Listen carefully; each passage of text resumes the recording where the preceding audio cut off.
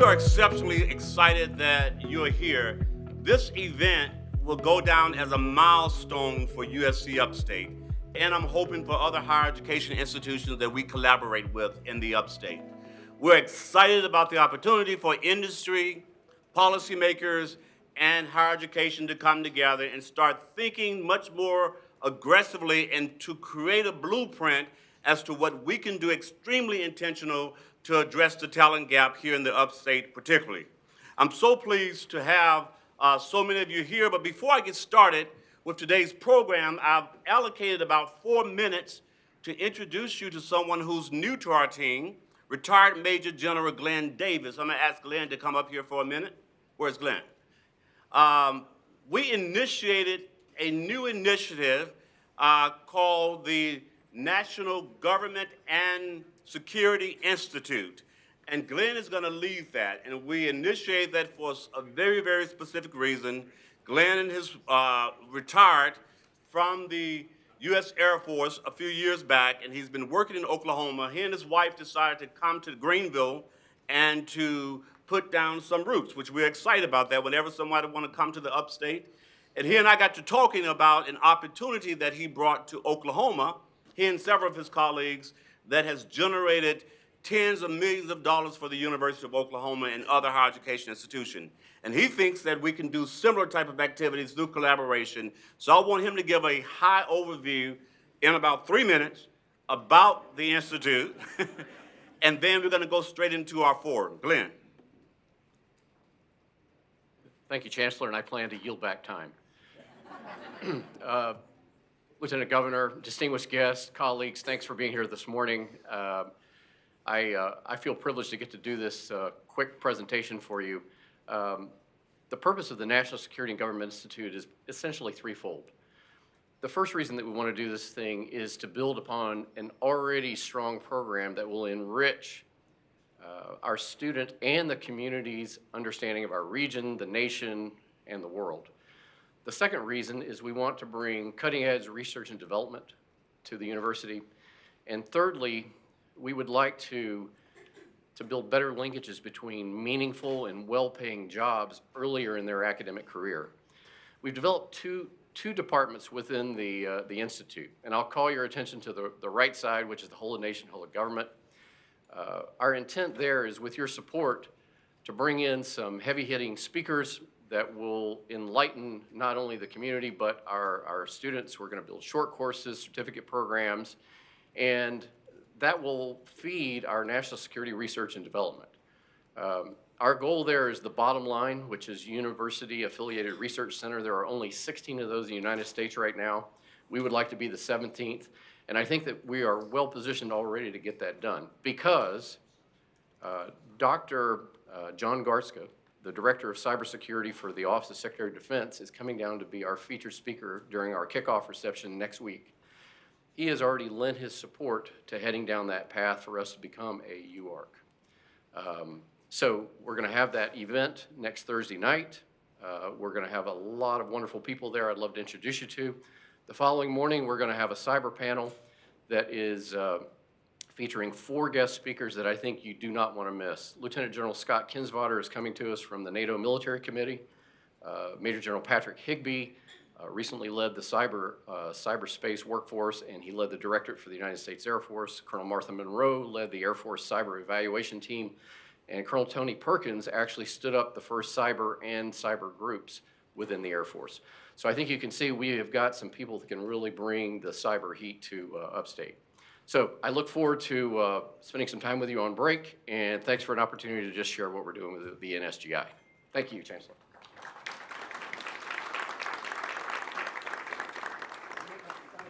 I actually think Glenn gave me about a minute and a half back, so I'm really impressed, Glenn. Again, I want to really, before I get started, to acknowledge my team. They did a phenomenal job in pulling this particular event together with Lightcast. You'll get a chance to hear more about them. I'm going to ask the team at USC Upstate who are working on this and have led this particular initiative to please stand. Chris Taylor, out of the Office of the Chief of Staff, was the primary lead. Raise your hand if you're already standing. Okay.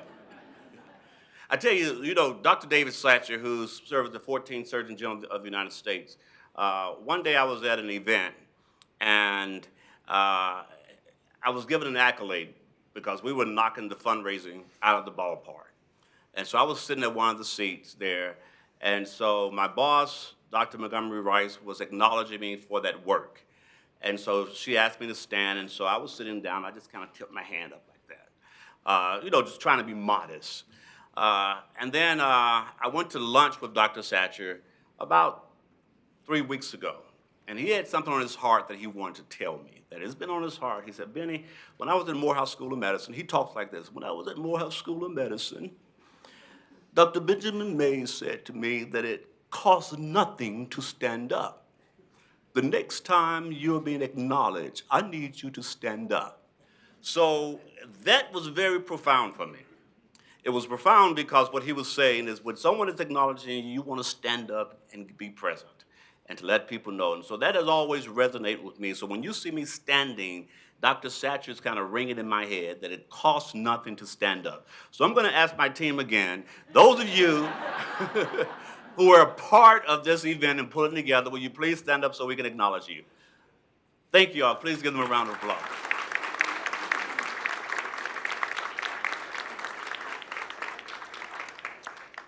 They have developed a very strict run of show, and I think we're about 10 minutes ahead of that run of show. So does that mean I can take those 10 minutes to talk? But I'm not going to do that. I'm going to ask Dr. Sam Cooper to come up here and join me, because what I want to talk about and set the stage of what we're seeking to accomplish today really help us to think about what this particular Upstate Talent Forum is really all about. 37% of college, there was an article today, my colleague Cheryl Turner-Watts sent it to me, and it was a news break, I guess. It popped up on Newsbreak where it said 37% of college graduates leave South Carolina. And so when we think about the talent exit of in South Carolina from college graduates, it makes us realize how important the work is that we do. The work that you'll do today builds off a pre-engagement survey that Lightcast and their team will talk about later on this afternoon. But for context, there are more than 20 million students in college right now. 14 million of them work. Of that 14 million, 6 are what we call learners with low income or low income learners. And what we're going to show and see is that there's a direct correlation between low income learners, people who come from low income backgrounds, and their achievement in school, and what we can do to mitigate those particular inequities as it relates. We know that work experience provides the most value when it comes to connecting students with their long-term career goals. Consider this, 43% of working learners are low income. Low-income worker learners are typically students of color, first-generational students, et cetera. Women students from these particular areas also are disproportionate. High-income learners in higher education are typically 73% white, and young adults, which is 70%. The number of hours that a student works, okay, working is just part of the new normal now for students. Many students are working full-time jobs. When you look back in history, it has transitioned from working about 10 hours a week to many working 40 hours or more a week. So it's just the new norm. What we see in that new norm is that the outcomes, the academic achievements of students who work, if students of low-income learners, the research, and this research, all this research is coming from Georgetown University, low-income learners who work more than 15 hours a week typically make C's. There's a direct correlation between their achievement. Learners, and so part of what we're looking to do is trying to address how do we start to address this? How do we create these opportunities? What we also find is that high-income learners have access to more lucrative fields related to their areas of studies, while low-income learners typically are working in food services, sales, and administrative types of jobs during those 15, 30 hours a week. So that's a direct correlation between a student preparedness for the workforce and his or her ability to be successful and to continue to persist. Also, what we know is that only 22% of low-income working learners complete a bachelor's degree within 6 years compared to 37% of higher-income working learners, okay? So what we're starting to see is a major, major gap in college completion, students stopping out, all of those types of things based on their ability and what they have to do to take care of themselves. So the takeaway from this opening comment is that education leaders should focus on building stronger connection between education and work. And it has to begin between K through 12. In the 80s, there was a report, A Nation at Risk, that came out. If you all recall, and many of you are probably my contemporary, there was a big push in vocational education. And so as a result of that report, because vocational education was perceived as having tracked more students of color into those particular careers.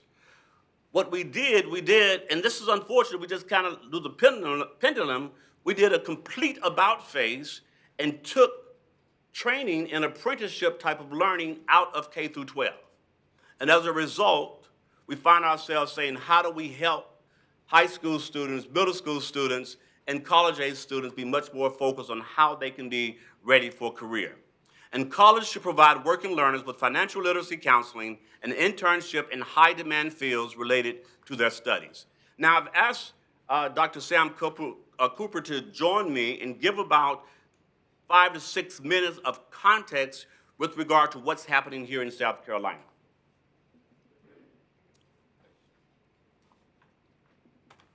Well, good morning, everyone, and thank you, Dr. Harris. It's a pleasure to be here this morning. I want us to look at a couple of data points, but before we do that, I want to help Dr. Harris hopefully set the stage for our discussions today. You probably haven't heard this, probably going to be all news to you, but some people actually criticize higher education. I know that's kind of surprising. Probably none of you, but unfortunately that is the case. And I think that's the case for a couple of reasons. One is we have been historically slow to adapt. That's one issue. And there's a disconnect sometimes. That's the second issue. So today is all about removing that disconnect between USC Upstate, to whatever extent it may exist, and you, because we need to be partners with you.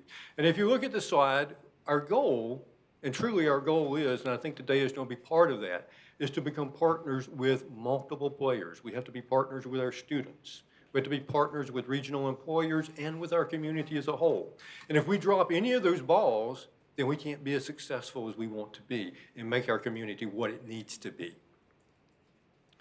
So part of that process, and much of what today is about, is thinking about how do we develop a labor force and skills within individuals that allow us as a region to be very competitive and to provide good jobs to individuals, which thus helps their families. 4 Ways to Bridge the Global Skills Gap is actually the title of an article from a Harvard Business Review. It's an article from that a couple of years ago, actually. But these 4 points, I think these 4 points get at things we need to discuss today. The first 3 points really are the process, and the 4th point brings it together. They look simple, and conceptually they are simple.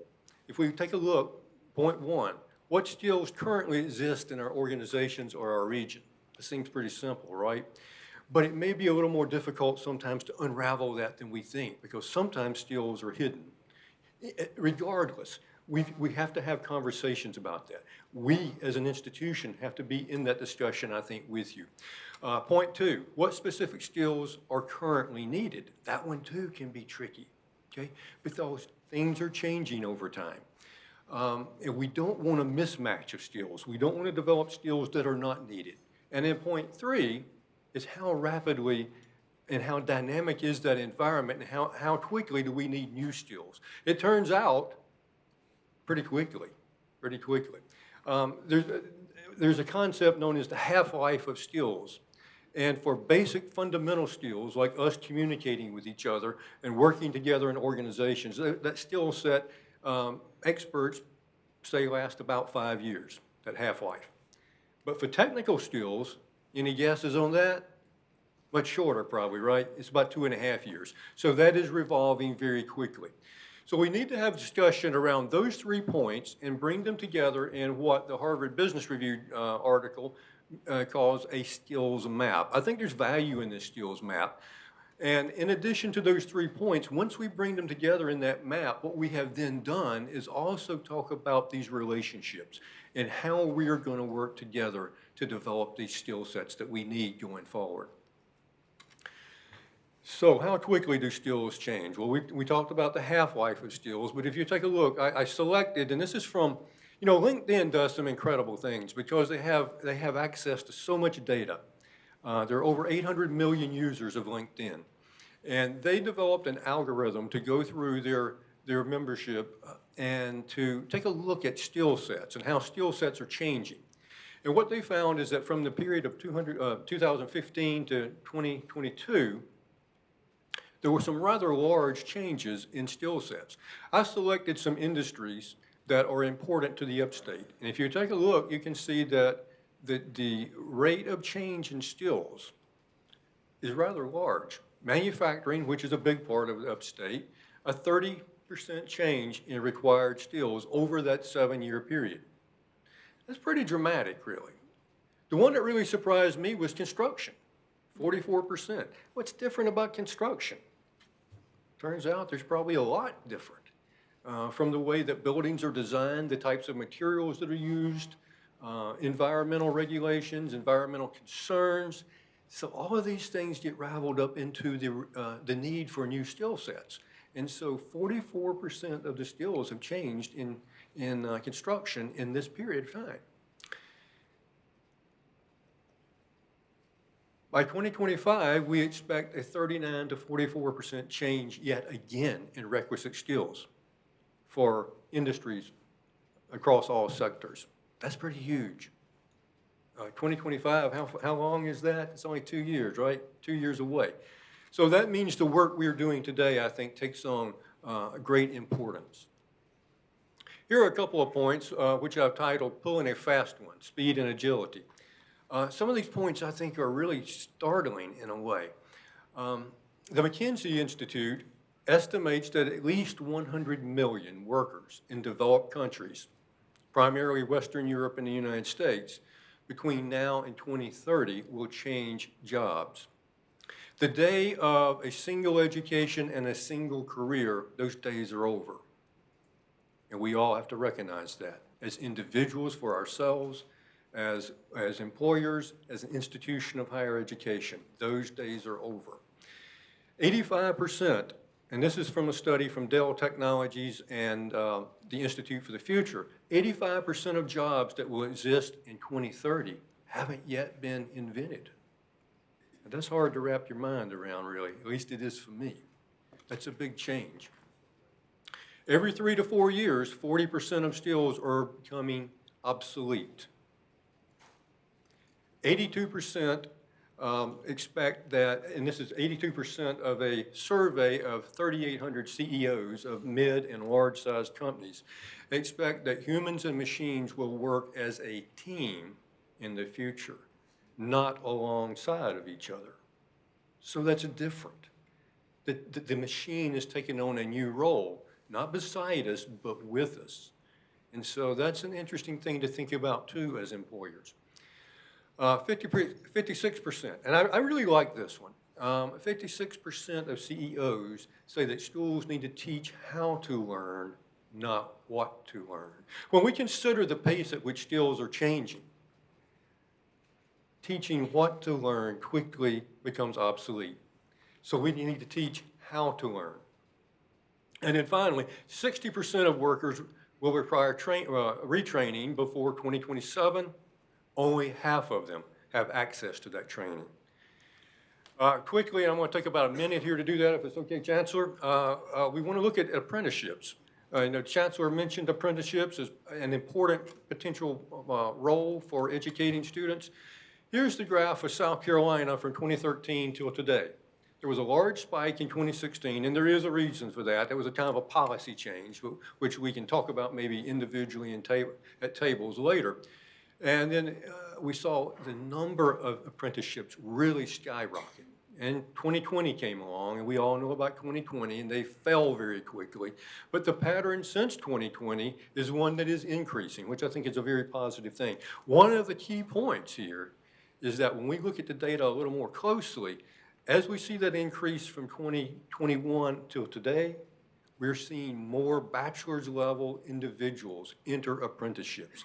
It went from 0% prior to 2020 to today, 6% of all apprenticeships are being held by people with a bachelor's degree. So I think that's quite interesting and I think hopeful. I think that gives us reason to hope. And here is a breakdown of apprenticeships by industry in South Carolina in 2023. I want to acknowledge our higher education partners who are here. If you're here, I want you to stand. Greenville Tech, Spartanburg Methodist College, Sherman College of Chiropractic, Converse College. Okay, thank you all very much.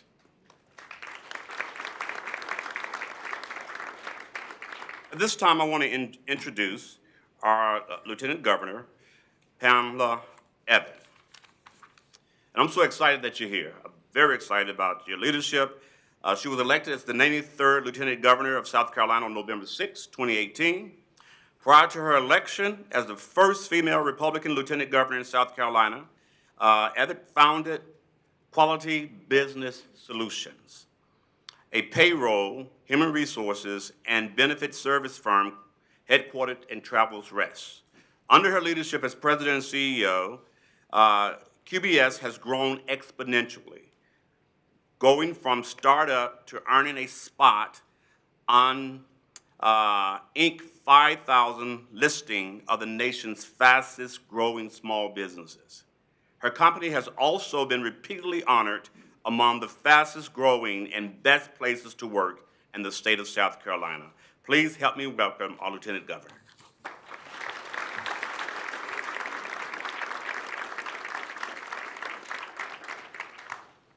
Well, good morning, everyone.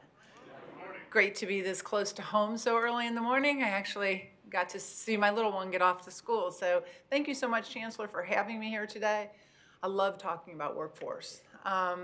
You know, we think that it's a problem that we face here just in South Carolina, but when I'm with my colleagues from all over the country, it's a shared problem that we have. And so a few weeks ago, I had the honor of going to Germany on a trade mission. We did a deep dive on education, their apprentice system, and their technical college system. And I'm proud to tell you that if I already wasn't glowing as your Lieutenant Governor, I was even more proud because I stepped away from Germany thinking, wow, I'm going to bring back such great information to share with my colleagues and just nuggets of wisdom. And I really stepped back and said, wow, in South Carolina, we're on the cutting edge. Because we're doing things here that I wasn't seeing happen in Germany, which has always been the gold standard, right, for what was happening with apprenticeships and technical colleges. And it's because of good leadership. And I see some of my colleagues in the room, and so in the spirit of what the Chancellor was saying, if you go down to Columbia every day and fight really hard for education, will you stand up and be recognized? I saw Max Hyde here this morning. Thank you all so much for what you do. You know, I came out of the business community, and so there were things as Lieutenant Governor that I really wanted to champion. And when I first became Lieutenant Governor, it was like drinking out of a fire hose, if you can imagine, with everything going on. But I traveled around the state and I sat with businesses. And I said, what is it that we can do for you as government? And they said, workforce. We need a workforce. We need to make sure that we close in the skills gaps, that we have the workforce of tomorrow that we're going for. And you know, a lot of that, they said to us, Lieutenant Governor, if you could teach soft skills, right? One thing to talk to our colleges that are in the room, soft skills, soft skills. You talk to parents and parents say, can you teach fiscal responsibility? Our kids need fiscal responsibility in the classroom. And I started to think, how many hours are we going to keep these kids in the classroom? And personally, as a mom, as your Lieutenant Governor, as a business owner, I sat down with DEW, our Department of Workforce, and I think I saw Director Floyd, there he is, my friend and champion when it comes to trying to get people connected with jobs. But what dawned on me when I went home and talked to my husband, David, is that we got to get our kids working again. So I think we get our kids working when they have to, but what about our kids that don't have to, right? And those were the things that I sat down with and I said, how do we get our youth working? Because youth employment here in our nation and really around the world is at an all-time low. And so when I sat down with David, I said, you know, businesses want us to teach soft skills. Parents want us to teach fiscal responsibility. But if we just got our kids working again, I think we can help accomplish some of that. Because as a mom, I truly believe it's really hard to teach somebody fiscal responsibility who's never had a job, who has never had to give up hanging out with their friends or going to a football game to understand what you're giving up to earn that paycheck. And you know, I found that in Germany. We are dealing with these same issues no matter where we are. Because in Germany, I said, what are your top 3 challenges that you have? And they said, number 1, immigration. Number 2, energy, which I'm leaving here today, and I'm on a panel in Utah talking about energy because that fits right into workforce and the jobs that we're bringing here and what we need to teach. Workforce. And I thought, here, Germany too, workforce, right? And we share so many similarities. Part of it is where we thought our world was going. So as you see, I'm the daughter of a tool and die maker. So I put my head down, I started my business. I didn't realize how far the pendulum was swinging, where everybody thought that our technical colleges were a second-tier option. You know, we already know we have the best universities here in South Carolina, but something was getting missed in the translation. So the governor and I have used our platform over the last 5 years to really talk about workforce and how do we train up our workforce. It was a shocking statistic to me when I first became lieutenant governor that here in South Carolina, if you'll give me a minute to talk about our great companies, I know a lot of you are out there. I get so excited when I talk about South Carolina's fingerprints because our fingerprints stretch all over the globe, right? In the Upstate, we have BMW, who's building more BMWs than anywhere in the world. South Carolina's fingerprints.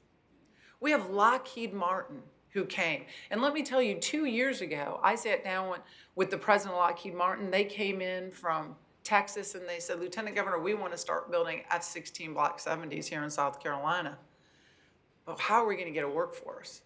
I said, how are we going to get a workforce? Here in the Upstate, we're going to talk to our technical colleges. We're going to talk to our universities. You're going to tell us what you need. And we are going to give you the workforce that you need of tomorrow. And earlier this year, I sat down with that same president, the generals from Bahrain, as Lockheed Martin was getting off the assembly line, the first F-16 Block 70 fighter planes. And the president of Lockheed Martin had tears in his eyes. He says, I was walking down the assembly line. I was talking to 19, 20, 21-year-olds who were thanking me for the opportunity. They were so happy and filled with pride of what they were building. Because you see, those were South Carolina's fingerprints that were keeping our allies safe now all over the globe.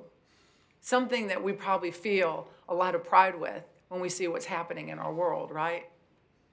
And then 2 years ago, I sat down with our boat manufacturers. Do you realize in South Carolina, we have 26 boat manufacturers? Some of the best boat companies, if you're a boater anywhere in the world. We have Sportsman and Scout and Key West, right? And I was at Scout, and I sat down with the owners of all those companies, and we were having a roundtable on what do we need? And they said, we don't have any craftsmanship left. We need a workforce. And I said, well, I was just at Horry Georgetown Tech, and they have an outboard motor curriculum. Why don't we sit down with Dr. Four? Because see, the story I'm telling you is how creative we are here in South Carolina. We sat down with Dr. Four, and I knew the first question she was going to ask is, who's writing the curriculum, right? And the boaters said, we have the expertise, we'll write the curriculum. And do you know that this year, we have the first boat building curriculum at Horry Georgetown Tech? We've never had that, and it's because we're nimble here. We understand, and we need you, our employers, to tell us. When I was at Scout Boats that day, they were building 2 huge boats for the Prince of Qatar. South Carolina's fingerprints, right? And I could go on, and I hope you see the pride that's just beaming out of me of what we do all across our great nation and across our world. And we're doing it right here. But it's because of forums like this. It's because of great leaders that get elected who get involved. You know, we're not just getting involved with it at the higher education level either, because we know that we need to start much younger. As a mom, and for all the parents out there, you know, talking to our kids when they get to high school, that ship has sailed, right? They all know more than we do, and we are not going to tell them anything or career options. We got to start young. We got to start in our elementary school grades talking about the opportunities that are out there.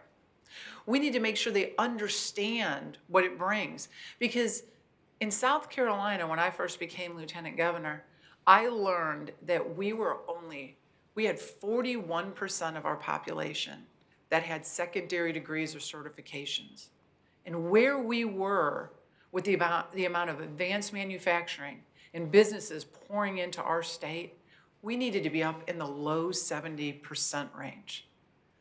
That's why the governor went to the General Assembly and they were so receptive, asking for $75 million to look at what were the careers that we knew we were going to fall short in, and how did we get people who really couldn't afford to get back into school, to get skilled up in those categories.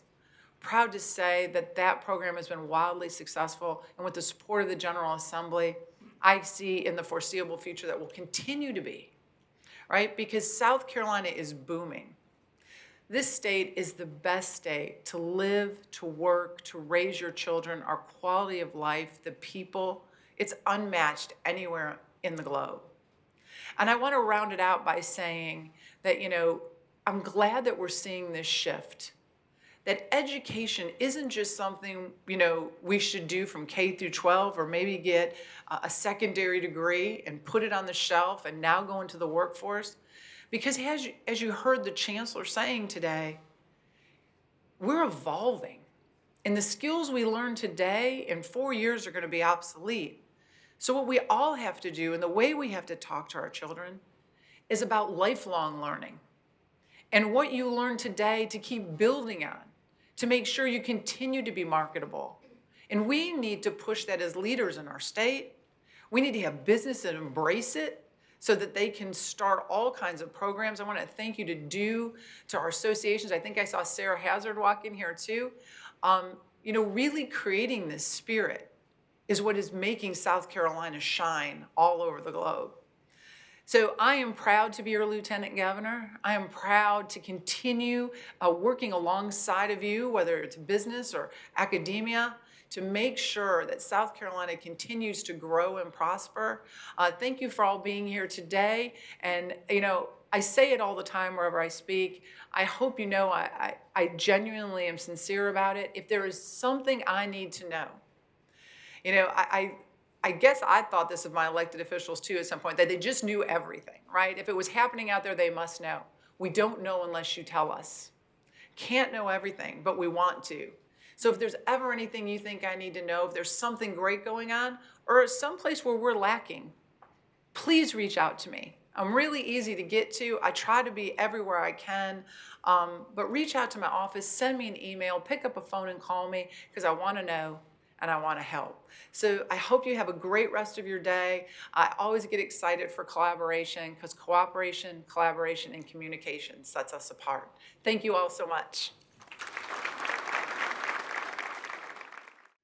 Okay, so at this time, I want to acknowledge too Representative Mac Hyde. He is we're in his congressional district, and I just appreciate all of his continued support. So thank you for supporting USC Upstate particularly, and all the support you provide us. So thank you. At this time, we're going to ask Seth Blanton with U.S. Representative William Timmons, who's unable to be with us for really good reasons.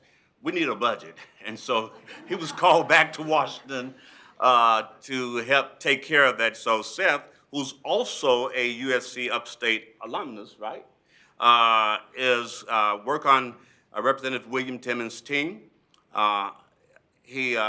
In 2009, Congressman Timmons entered Congress in 2019, rather, with a commitment to bringing real reform to Washington, where he is a voice for Upstate's residents as a member of the Financial Service Committee and the House Oversight and Accountability Committee.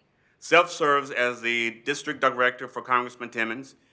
He has almost 20 years of consulting experience, having previously worked for the former Congressman Trey Gowdy, Senator Tim Scott, and former Senator Jim DeMint.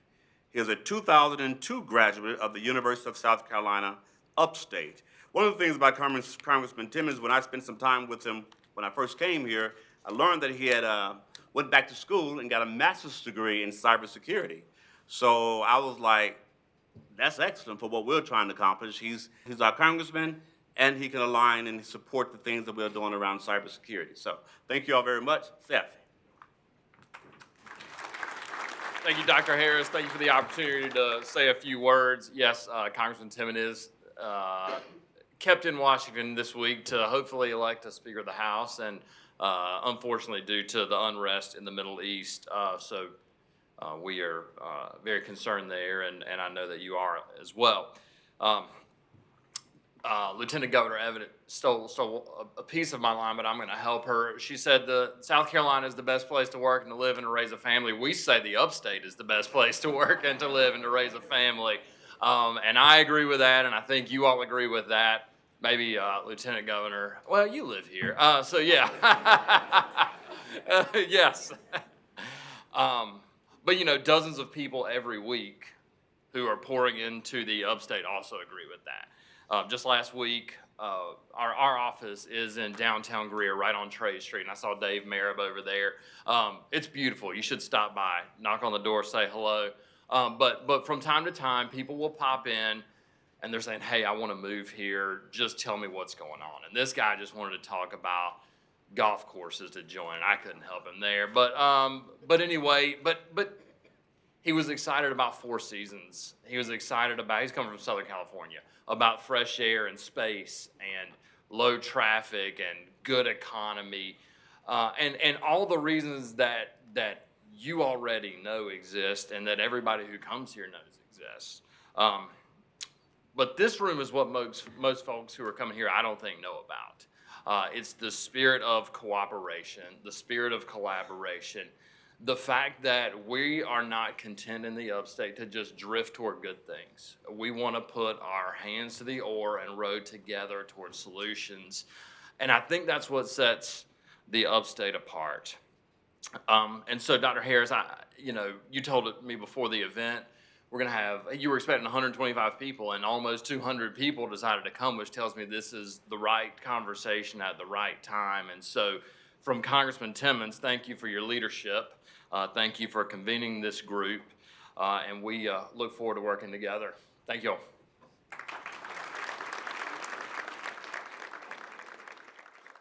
We're going to listen to some experts. So I'm going to invite Mr. Carlos Phillips up. He's the president and CEO of the Greenville Chamber of Commerce and secretary of the Greenville Chamber Foundation.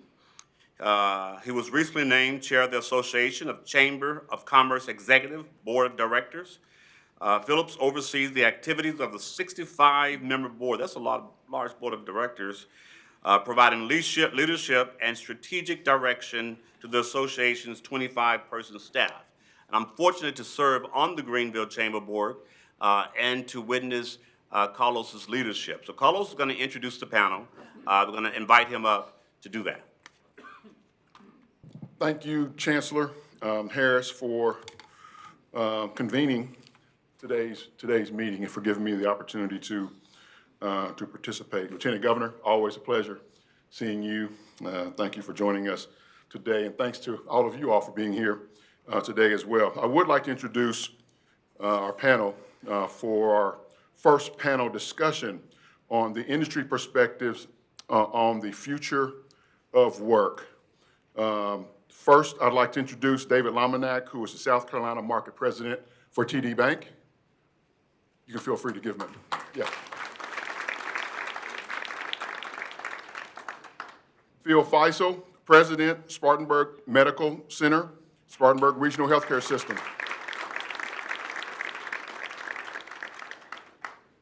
My friend Sarah Hazard, who is the President and CEO of the South Carolina Manufacturers Alliance.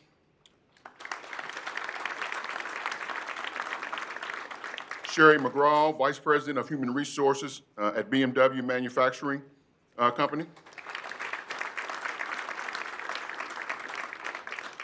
That is our panel. Let's get started. All right. Thank you all for joining us this morning. And again, this panel discussion focuses on the industry's perspective on the future of work. And my first question is actually three.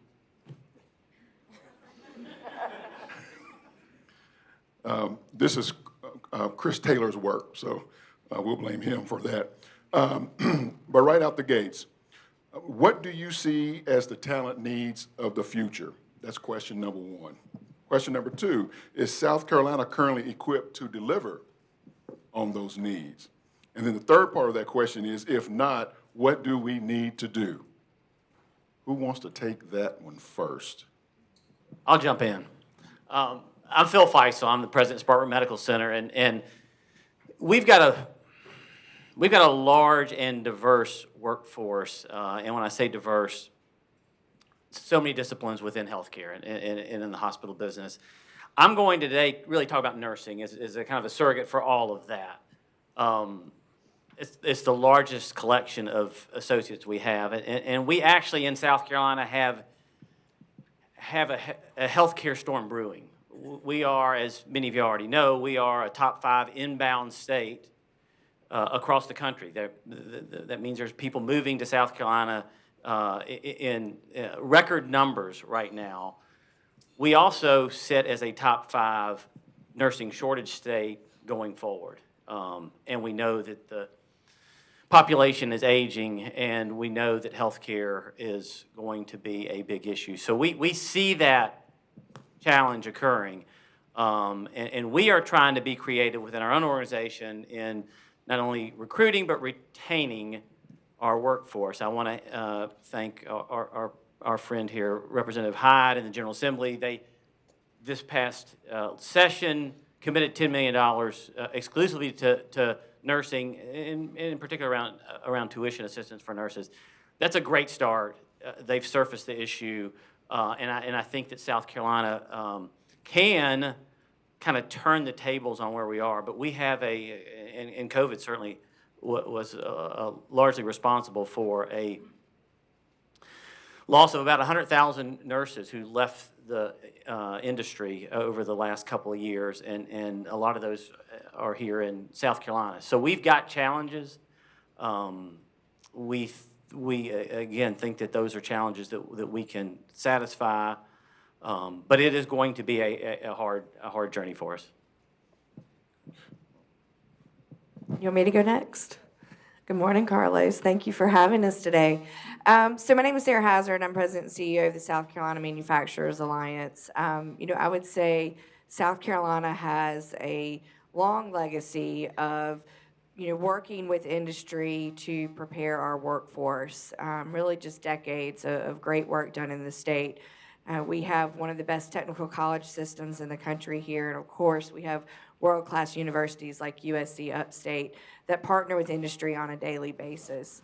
In manufacturing, and Sherry, I know you can definitely speak to this, what we're seeing is we have a booming industry in South Carolina. Our manufacturing is growing exponentially. You've all seen the recent announcements with over $1 billion in investment just last year alone in South Carolina manufacturing.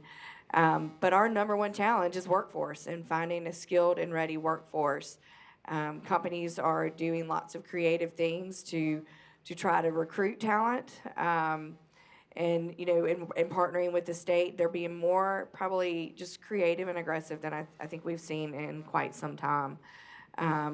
But again, it's going to be a continuing challenge. One of the interesting things, our organization was founded in 1902, so over 100 years ago.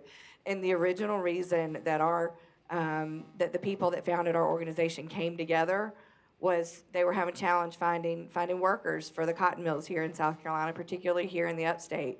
They went to the mountains of North Carolina and Tennessee and recruited folks to come down to South Carolina and work in our cotton mills. So, it's just interesting, over 100 years later, and we're still talking about the same challenges.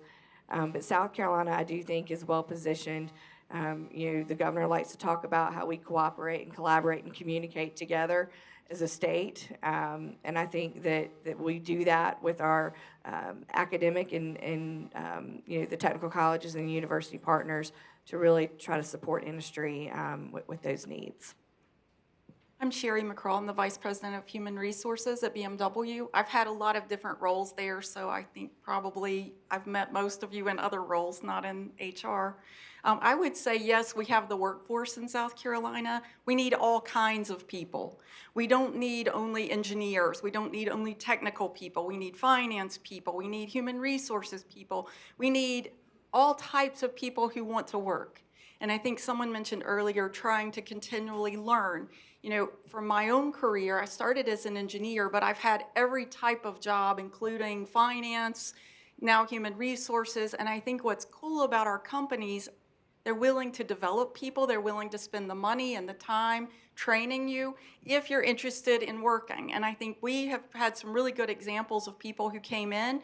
They didn't really have a background. They were just interested in working. They worked hard, and they've moved their ways up through the company to a variety of different positions.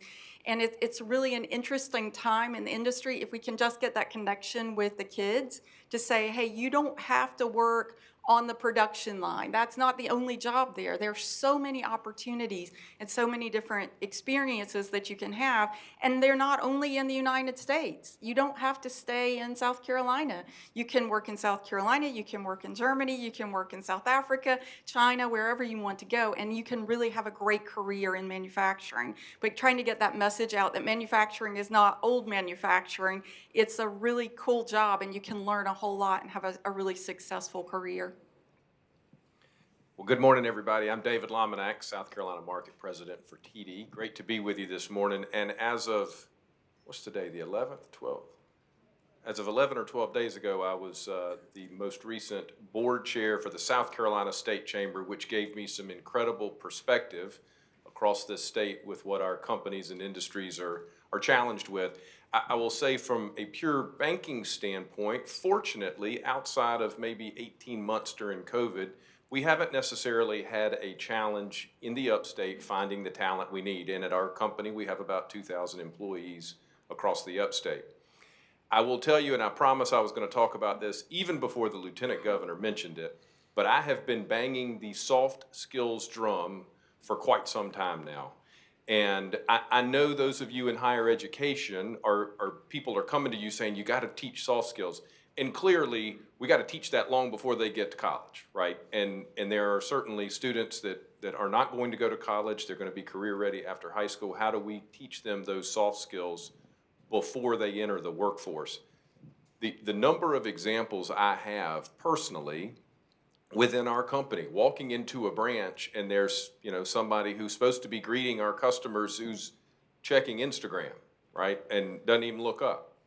I was on a Zoom call in the height of COVID when most meetings were virtual with a really big customer, and one of our very young junior colleagues showed up on the Zoom with a t-shirt, a baseball hat, and some rock and roll poster on the wall behind him. And I'm like, oh my God, I didn't think I had to teach this, right? I just thought that was common sense. So it's basic. It is showing up on time.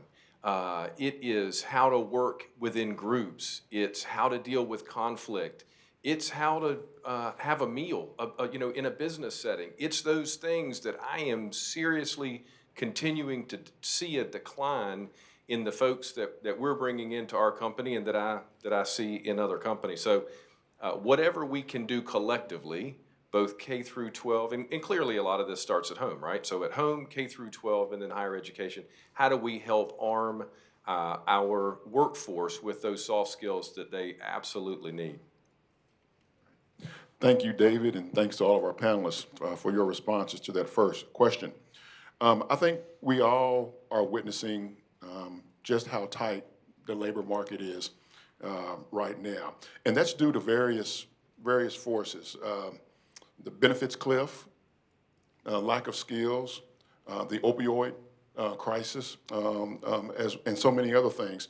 How are your businesses adapting to identifying, attracting, and evaluating talent when it's so hard to come by? Let's start with Sherry. I think, just mentioning the guy showing up in his T-shirt, I've had other German colleagues show up in their T-shirts as well. I feel like that we have to change as a company what we're looking for. In the past, we said we only want the students that have a 3.5 GPA. I said, what happened to all the 2.5ers from high school? Where are those guys? I want to make sure that we're not being so exclusive that we're eliminating the chance to have someone who's very talented, because people are very different today, and trying to make everyone fit into a mold is not necessarily the right approach. The soft skills are important, but we also need people who are able to learn, people who are willing to try, and a lot of those skills come with time. And I think you're right, the parents aren't really pushing that. Maybe going to school from home for so long made people very casual about things, but we're trying to tailor our programs now for more individual solutions. If someone wants to work part-time, then we try to come with a part-time model. If someone can only work at night, then we try to come up with a model that works with them so that we can attract the most talented people, but not try to make them all fit into the same mold. Because like I say, we need everything. And as society changes and as the workforce is changing, some people feel really uncomfortable in the mold that we've created from 30 years ago. When I started, most people today would rebel and never show back up for work because we had, very structured jackets and pants, and we had to be at work at a specific time, eat lunch together at a specific time. We're completely different now, and I think we have to get that message out that we are trying to tailor things more individually and look for what norms have really changed for us and what processes can we change so that people feel more comfortable and included in our environment, and not so, that they have to mold to what we want, but we mold a little bit more to what fits to them to get the best work. I would just echo what Sherry said, especially about the awareness piece. I think we can have the best technical colleges, best university, best internships, apprenticeship programs in the world, but if we aren't letting our young people, the parents, the educators, the guidance counselors, really know about the opportunities that are available in our industry, that it is very modern, high-tech manufacturing, it's not the manufacturing of old, then we're really missing the boat. So I think awareness is something that you're gonna hear us talk a whole lot more about as an industry and as our organization. I'm really trying to work with the state to change the hearts and minds of young people and their awareness of the opportunities that are available in South Carolina. Also at SCMA, we have a education and workforce foundation called SC Future Makers. We're working directly with high schools all across the state, trying to make this awareness known, and also connect them directly to opportunities within manufacturing companies. And then the last thing we're really excited about at SCMA, we just released a compensation and benefits survey that was conducted statewide for manufacturers all across South Carolina. We just released it on Friday. We're very excited about this tool that manufacturers can use to be able to benchmark against other manufacturers in the state to know what they're paying, what benefits they're offering, and making sure that they're staying competitive, especially in this just really tight labor market. It's also a tool that economic developers can use as well in recruiting new industry to the state and encouraging our industry that are here to grow. Thank you. I want to, this is unscripted, but as we talk about finding talent, flexibility seems to be in high demand right now. So in the manufacturing space, how do you accommodate that need for talent? I think, for us, we have a lot of different shift models. We're working on different programs to partner people together. So if someone wants a part-time, then we partner them with someone else who rotates the off days when they're not working together. Again, not all of the jobs are super fixed to a specific time. If someone wants to work all night doing programming, I want them working all night doing programming. Why do I need them sitting in the office from 8 until 5? So trying to accommodate some of those needs that people have to just be themselves. If that's a more comfortable work environment for them, they need to be at their maximum or their optimum. So I don't want them to feel like that there's not something they can do, because we run a lot of hours, as everyone probably knows, and so we have times to work for everyone. And there are different types of positions that require human resources and professionals at night, and there are positions that require people on the weekend only. And so we have places that we can put those groups together and say, okay, let's try to integrate them best as possible into our workforce and look for those other solutions that we need to create, because before we had fixed shifts and we had everyone assigned. Now we're not doing that as much. We're trying to find out how do we utilize the people that we can get. Any other thoughts on the flexibility? Well, we are like Sherry's shop. We're a 24-hour operation, and we have had to be more creative. Again, our workforce and how we recruit and retain associates changed forever during the pandemic. I mean, the world for us will never go back to how it was previously. And so we have had to be very creative in both scheduling and we've doubled down on our efforts with our colleges and universities. And we know that is the pipeline for our workforce. Most of our associates have to have at least a certificate. Many have to have bachelor's degrees, advanced degrees. And so we have committed, and again, I'm going to use nursing as a surrogate for our entire organization at this point. But we have created programs in the last few years to help us to get down even into the high schools. We've got a high school to healthcare program where students come this summer and learn all about healthcare, those that are interested, hoping we can begin to pique that curiosity to the extent that they end up pursuing a career in healthcare. We have created a student nurse associate position, and we have a lot of USC Upstate nursing students who are in that program, which allows them to come and they work on soft skills. This is before they become a nurse, but they spend time with us and get paid for that role. We have begun to provide tuition assistance for as needed or PRN employees. Historically, it was just full-time and part-time folks, but we recognize if we can help them make their way through school and then make a commitment to us for a certain period of time, we're happy to pay for that education. So we're doing a lot of things along those lines that we had not done previously. And then also from a workforce perspective, you might not think about it when you think about healthcare, but we've got 200 IT folks in our organization. That's a lot of folks in IT. We've got business office folks. We've allowed them to go home and work if that fits their schedule, because we sent them home during the pandemic. I mean, there was no need. They weren't patient-facing, and so we sent them home and have decided to allow that to continue. And it does help us from a recruitment perspective to meet the needs of those folks where they are at that moment.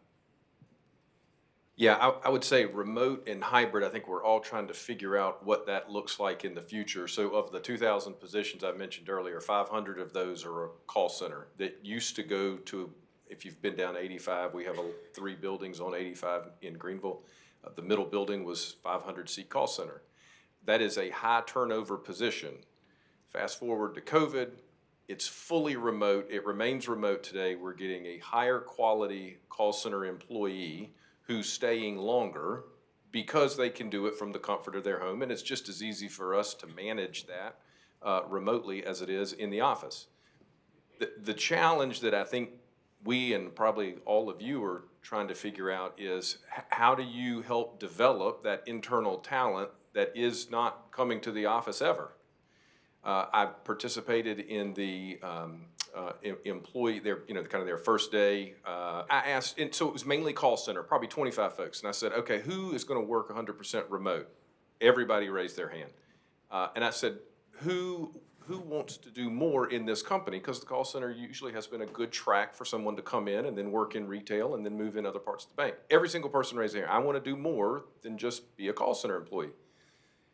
But again, every one of those people is going to work from home 100% of the time. So how do we bridge that gap? And we haven't figured that out. If any of you have, please see me after the meeting, and I'd love to talk to you. But certainly a level of flexibility has been and will continue to be required in order to recruit the type of talent that I know we all need. Thank you all for your responses there. Let's talk a little technology for just a moment. Phil, you mentioned IT, but those aren't the two letters I want to talk about right now. The two letters I want to discuss for just a moment are AI, artificial intelligence. I sent an article to my board yesterday that encouraged, it was a survey of over 200 CEOs and senior leaders giving their thoughts on AI, and it was encouraging leaders to consider AI as a collaborator, not a competitor. I'm still digesting the article. I don't know much at all about AI, but how's your organization, or how are your organizations adapting to this new technology and environment? Well, we're seeing a lot of work in that space in healthcare, and the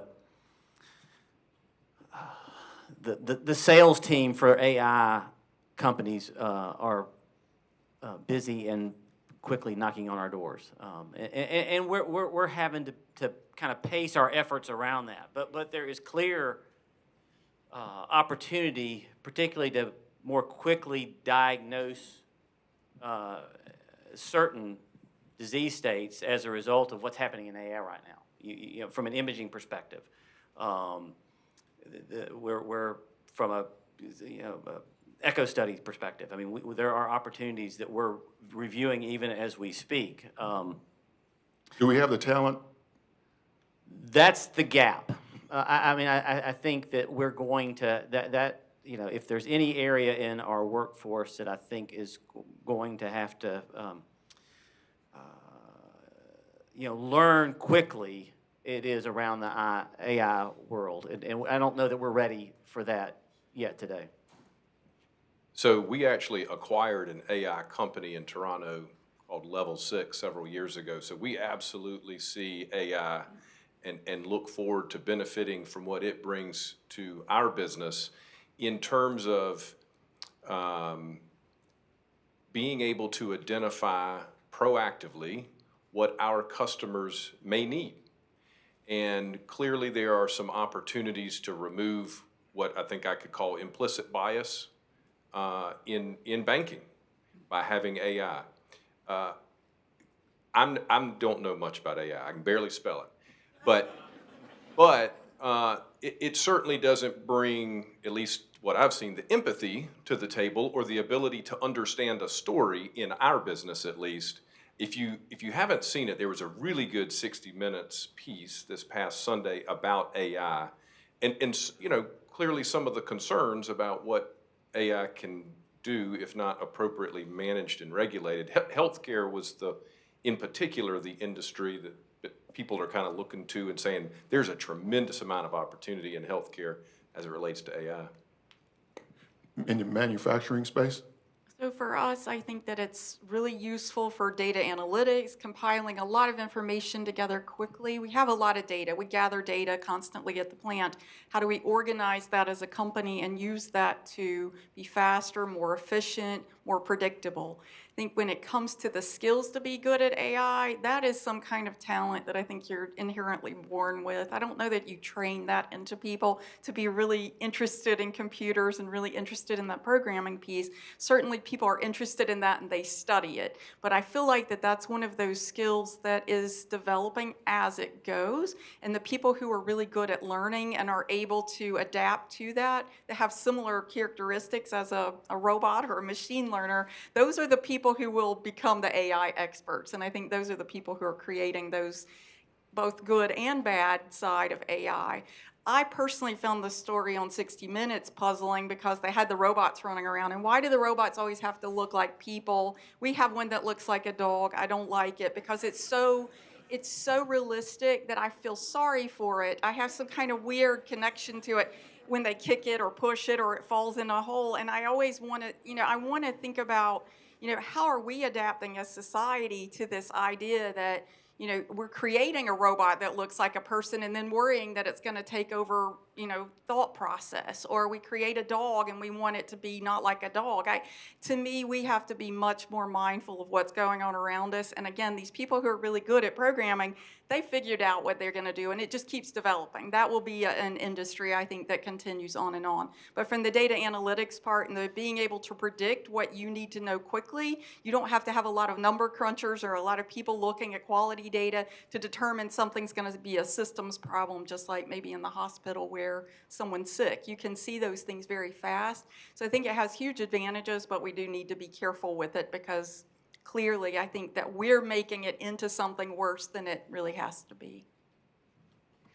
Carlos, I'll just add kind of 2 points. I think as manufacturers are always on the cutting edge of technology, and AI, of course, is a large part of that within the processes in a manufacturing operation.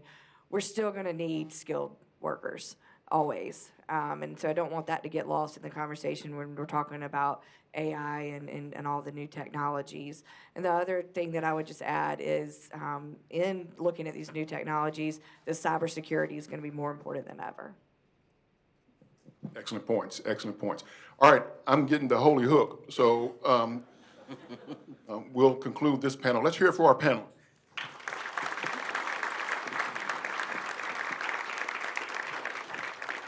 And then just for anyone out there who may be looking for talent, I have a 26-year-old who just moved home, and he won't wear a T-shirt on your Zoom call. So thank you all. Okay. As we transition, I'm going to ask Angie Omer to make a few comments. She is an Upstate alum, and she's one of Senator Graham's staffer who's been extremely supportive of USC Upstate. So Angie, if you... Thank you, Chancellor. I appreciate being here today. The Senator, of course, along with Congressman Timmons, couldn't be here, so he's sorry.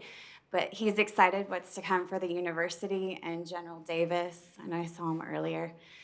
A word I've heard consistently today, and it's something Seth and I actually mentioned and the Senator and Congressman mentioned in meetings, is collaboration. And I think it's what sets us apart. And so as we move forward, we'll continue to work together on a local, state, and federal level, whether it comes to funding or policy. We always enjoy working with our people. I mean, Seth and I live in the Upstate. We like working with Upstate, but all of South Carolina as well. So that's what I'm here for today. That's what the Senator is here to do, is to help all of you in any way that he can. So feel free to always reach out, but we look forward to what is to come for the Upstate and South Carolina. Thank you.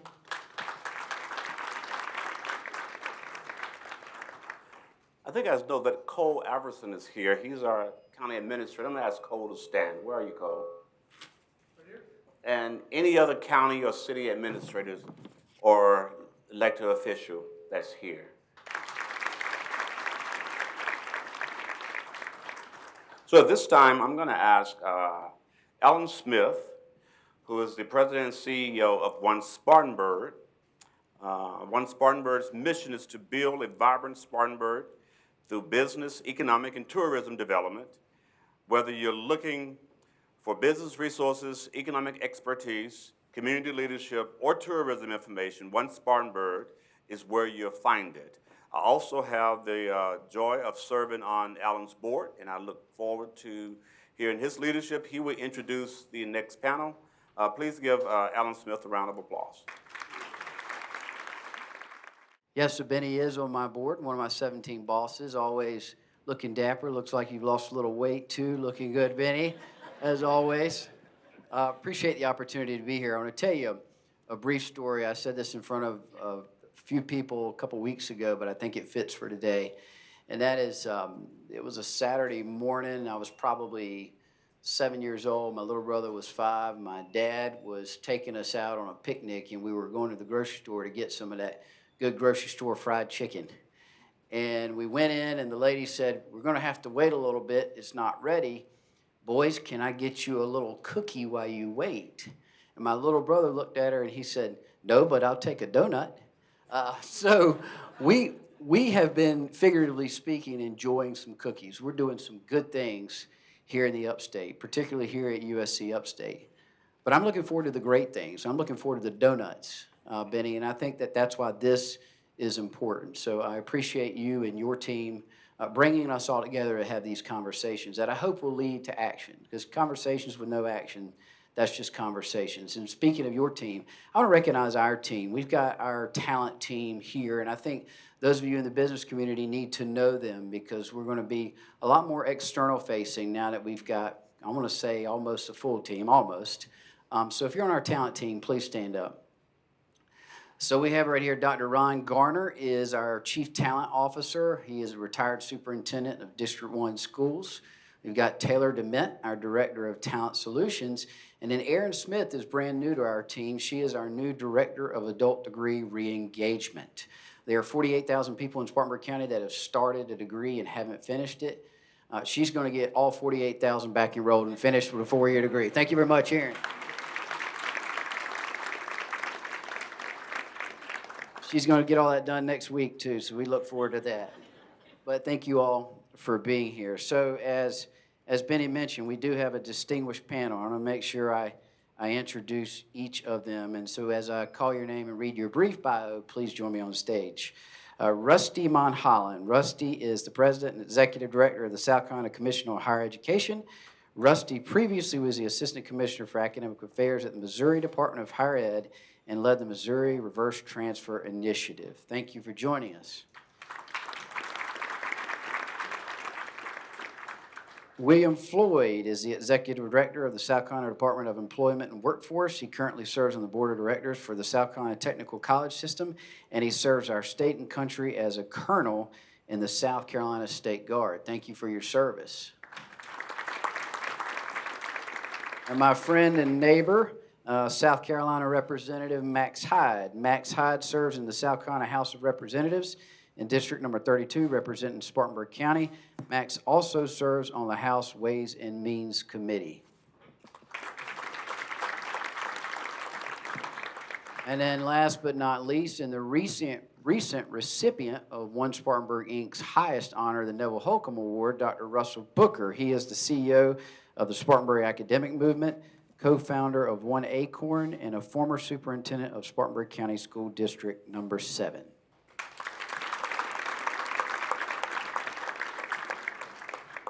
So our panel is all about the legislature, what's happening in the state of South Carolina, what's happening at different agencies as it relates to talent and workforce. And I want to start with Dr. Booker. Russell, what is in your mind, what is the current legislature? What's the General Assembly doing to help talent development efforts, and what else could be done? So can I just start off with some acknowledgments in the spirit of acknowledgement this morning? So I know Chancellor Harris is probably going to do this, but we have some students with us this morning. And as I was coming in, I spoke to them, said, you guys need to be in class. And Michelle shared with me that those were the Chancellor's ambassadors. So you can see some of them standing up here this morning. And I want to go back to something you said, Sherry, a second ago. You talk about the 3.5, the 4.0 students, the 2.5 students. This is how students learn soft skills. They need opportunities to be in the room. And all students need those opportunities to be in the room. Now, my question to all of us this morning, how many of us have engaged these students? Because it's one thing to be in the room, it's another thing for you to tell them who you are so they can start understanding what this looks like. It's all about building social capital. So I just want to thank these students for being here and just encourage us to make sure we're taking opportunities to engage them. So I'm going to be honest with you. I told Alan to ask me that question first because it's a difficult question. I sit on the South Carolina Education Oversight Committee. We had a meeting on Monday. And I was so excited to learn about a process that's underway in our state right now. So in 2023, Act 67, which is the Statewide Education and Workforce Development Act, was filed by the House Speaker. And the goal of that particular act is to eliminate duplication, improve efficiencies, and achieve a more coordinated effort between workforce and the education pipeline. With that, they're working on building a unified plan that addresses some 14 agencies from First Steps all the way through the Department of Education, through the Commission, through technical colleges, four-year institutions, Voc Rehab, DO, and all of those different organizations. It's a daunting task. But one of the issues we're facing right now is we're operating in silos. And if we can bring these entities together across the pipeline, then South Carolina is going to be the stronger for it. So one of the challenges is trying to coordinate our efforts, but good news is there's work underway at the state level. And I didn't know about it until the EOC meeting on Monday, but really excited about where that work might be going. Great, thank you, Russell. I think too, if anybody wants to see an example of a workforce talent strategy that's completely collaborative and spells out who does what and what organization does what, I would encourage you to look at North Carolina's First in Talent strategy. It really captures all of that. So the other panelists, what do you think the General Assembly is currently doing, and what could they be doing? I'll go ahead and lead off.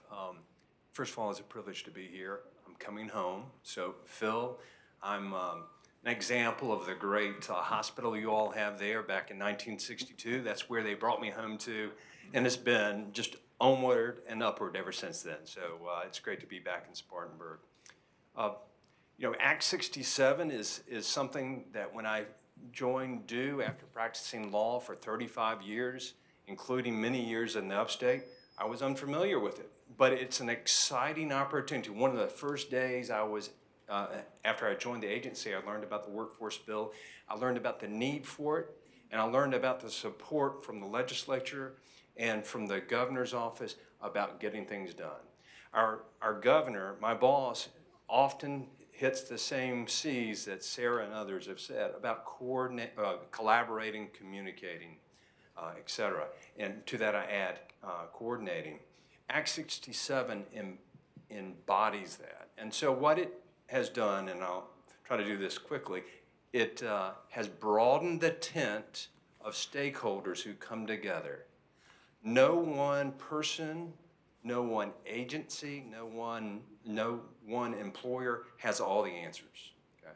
So we've created through the bill creates a broader tent and brings underneath that tent those stakeholders. So we have educators from up that pipeline that you talked about, and in multiple different examples, including Dr. Mulholland, who serves on the executive committee of the CCWD, the Coordinating Council for Workforce Development.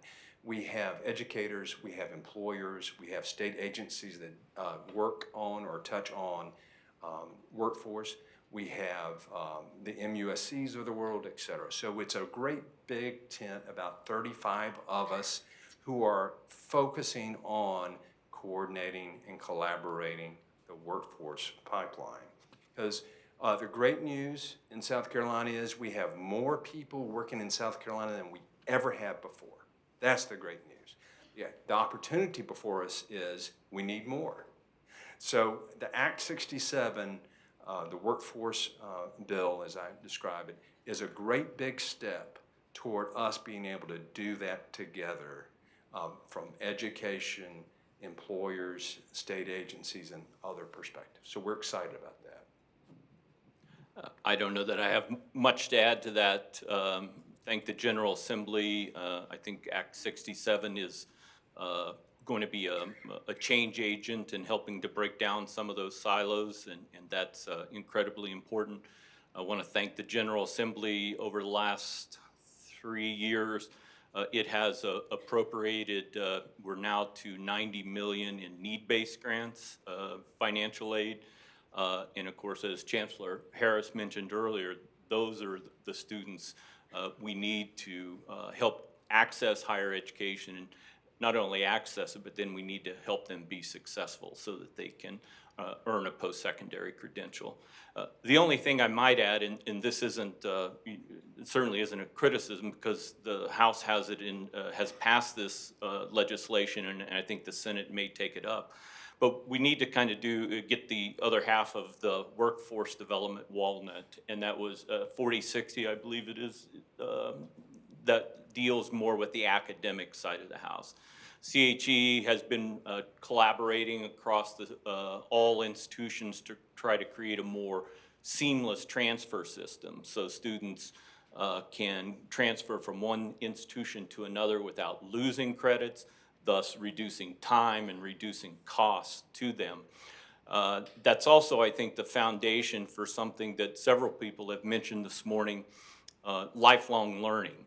But to make lifelong learning be the most effective and most efficient, we have to create pathways so students can, it's like getting on and off the subway. You can get on here, you can take the express or the local, but when you get off, you can come and get back on and continue on to the final journey. So I think we're heading in the right direction. We've got a lot of work to do, but I think we're pointed in the right way.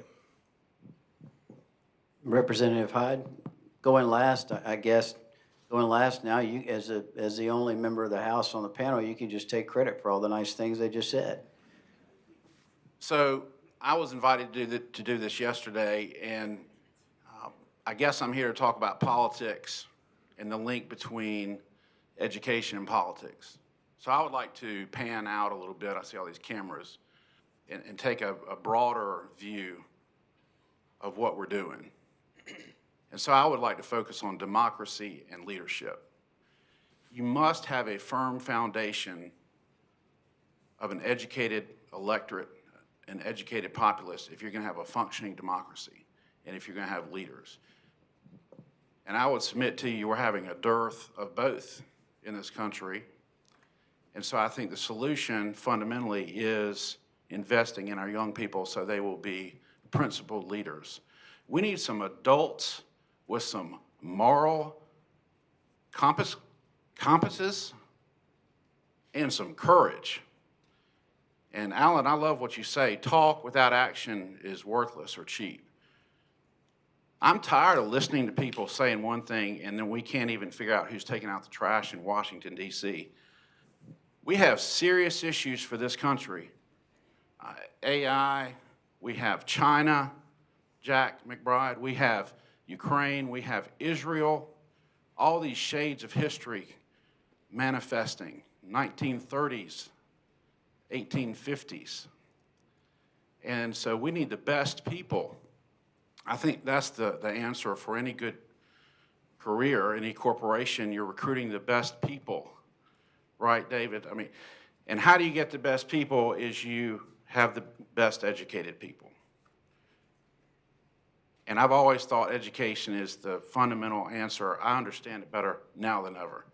And so I'm trying to pour myself into the young people, especially my children. And I think of this country, when you don't have functioning democracy, when you don't have leaders, it's like what happens in my house when my wife and I are not there and our 4 children are. Or it's not unlike my law firm when I'm spending all this time driving to Columbia listening to Fish. Alan, and I like the band Fish. I didn't think that was going to come up today. You know I'd pay you back. So I come back to my law firm and I have 20 calls about, well, this needs to be done, this needs to be done. You have to have on-site management in your company, in your institution, Bennie, moral leaders who have courage, who are going to say the right thing and do the right thing. And so collaboration, communication, cooperation, those sound good. We all believe in it. We need to do it. And to end on a positive note, I think the Upstate and certainly Spartanburg can be roadmaps for how to do this. Look at the people up here. and I know you all a little bit, but Russell and Alan, I know these are incredible leaders. These are transformative servant leaders who have devoted their lives to helping this community. And look at what's happening in Spartanburg. The whole world wants to come here. When I graduated from Spartanburg High School, none of my classmates wanted to come back here. I'm like the only one. And now everybody wants to be here. We're having over 16 people a day. It's probably higher than that. Alan Cole moving to Spartanburg. So I think this is an incubator. This is an example of what you can do, and we need to replicate this model and continue to grow this model. I'm so proud of Spartanburg and the partnerships that we have between business and government and education. It is powerful. And it's made a huge difference just in the 15, 20 years I've been back in Spartanburg. So I'm optimistic, but I'm very concerned. And it's going to take all hands on board if we're going to be able to go home and watch the news at night and feel a little better. Thank you, Representative Hyde. Just as a side note, too, I think we should mention this and recognize the Speaker of the House and his leadership, because one of the first things that Speaker Merle Smith did when he became Speaker was he created a new committee on economic development and workforce, chaired by Jay West. And I think that was the right move. It speaks to how important these issues are, not only in the upstate, but in South Carolina as well. So be paying attention to the work of that committee. They are doing great things in our state. So we've talked a lot about talent in its current form and what jobs we need to fill today. But speak to, we've heard about all the changes that are coming. Speak to maybe your institutions and what you're doing to prepare for maybe the jobs we want for tomorrow. Some of those jobs that don't even exist today. How are we getting ready as a state?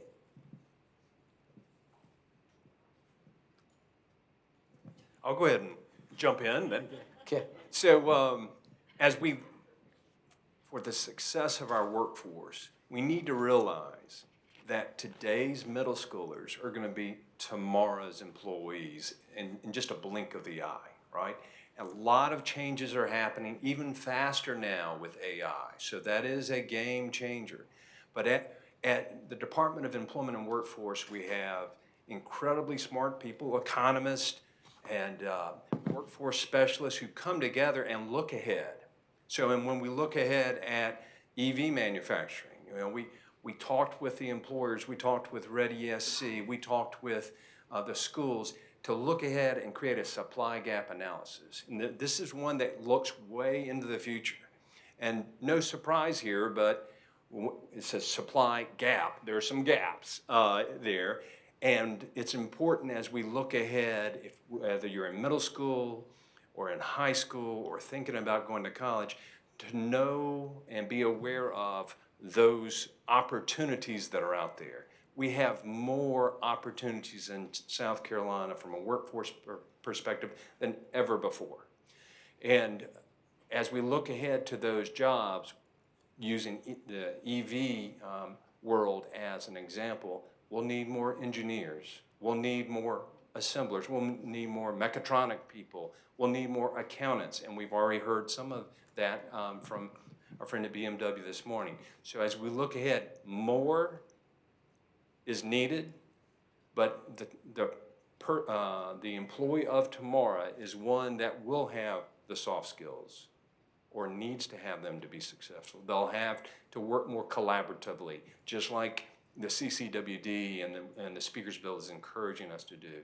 So that, the workforce of tomorrow are all the things that are being talked about today as we look ahead. I would add to that, in higher education, I was a history professor before I entered the world of state policy making. And one thing I think I can say about higher ed in general is higher ed doesn't do a real good job of telling people what it does and what it's producing in terms of graduates and the kind of skills they have, you know, how those apply to the real world. I've always said, there are lots of reasons to go to college and get degrees, but primary reason most people do it is to get a job. So Tech colleges, we have tremendous tech college system and they're great with workforce development. So are our four-year universities. That's workforce development too. So I think we need to do a better job of getting the word out of what different degrees mean. Just because you're a history major doesn't mean you just do history. There are other things. And what are those soft skills that everyone wants? Communication, teamwork, being able to find answers to problems. That's what disciplines like history or sociology or political science. How many liberal arts majors in the room? Yeah, I thought so. I'm not saying, what I'm trying to say is we need, in the academy, need to do a better job of helping our students and then helping others understand what we're doing, what we're helping students do in terms of communication, critical thinking, and so forth.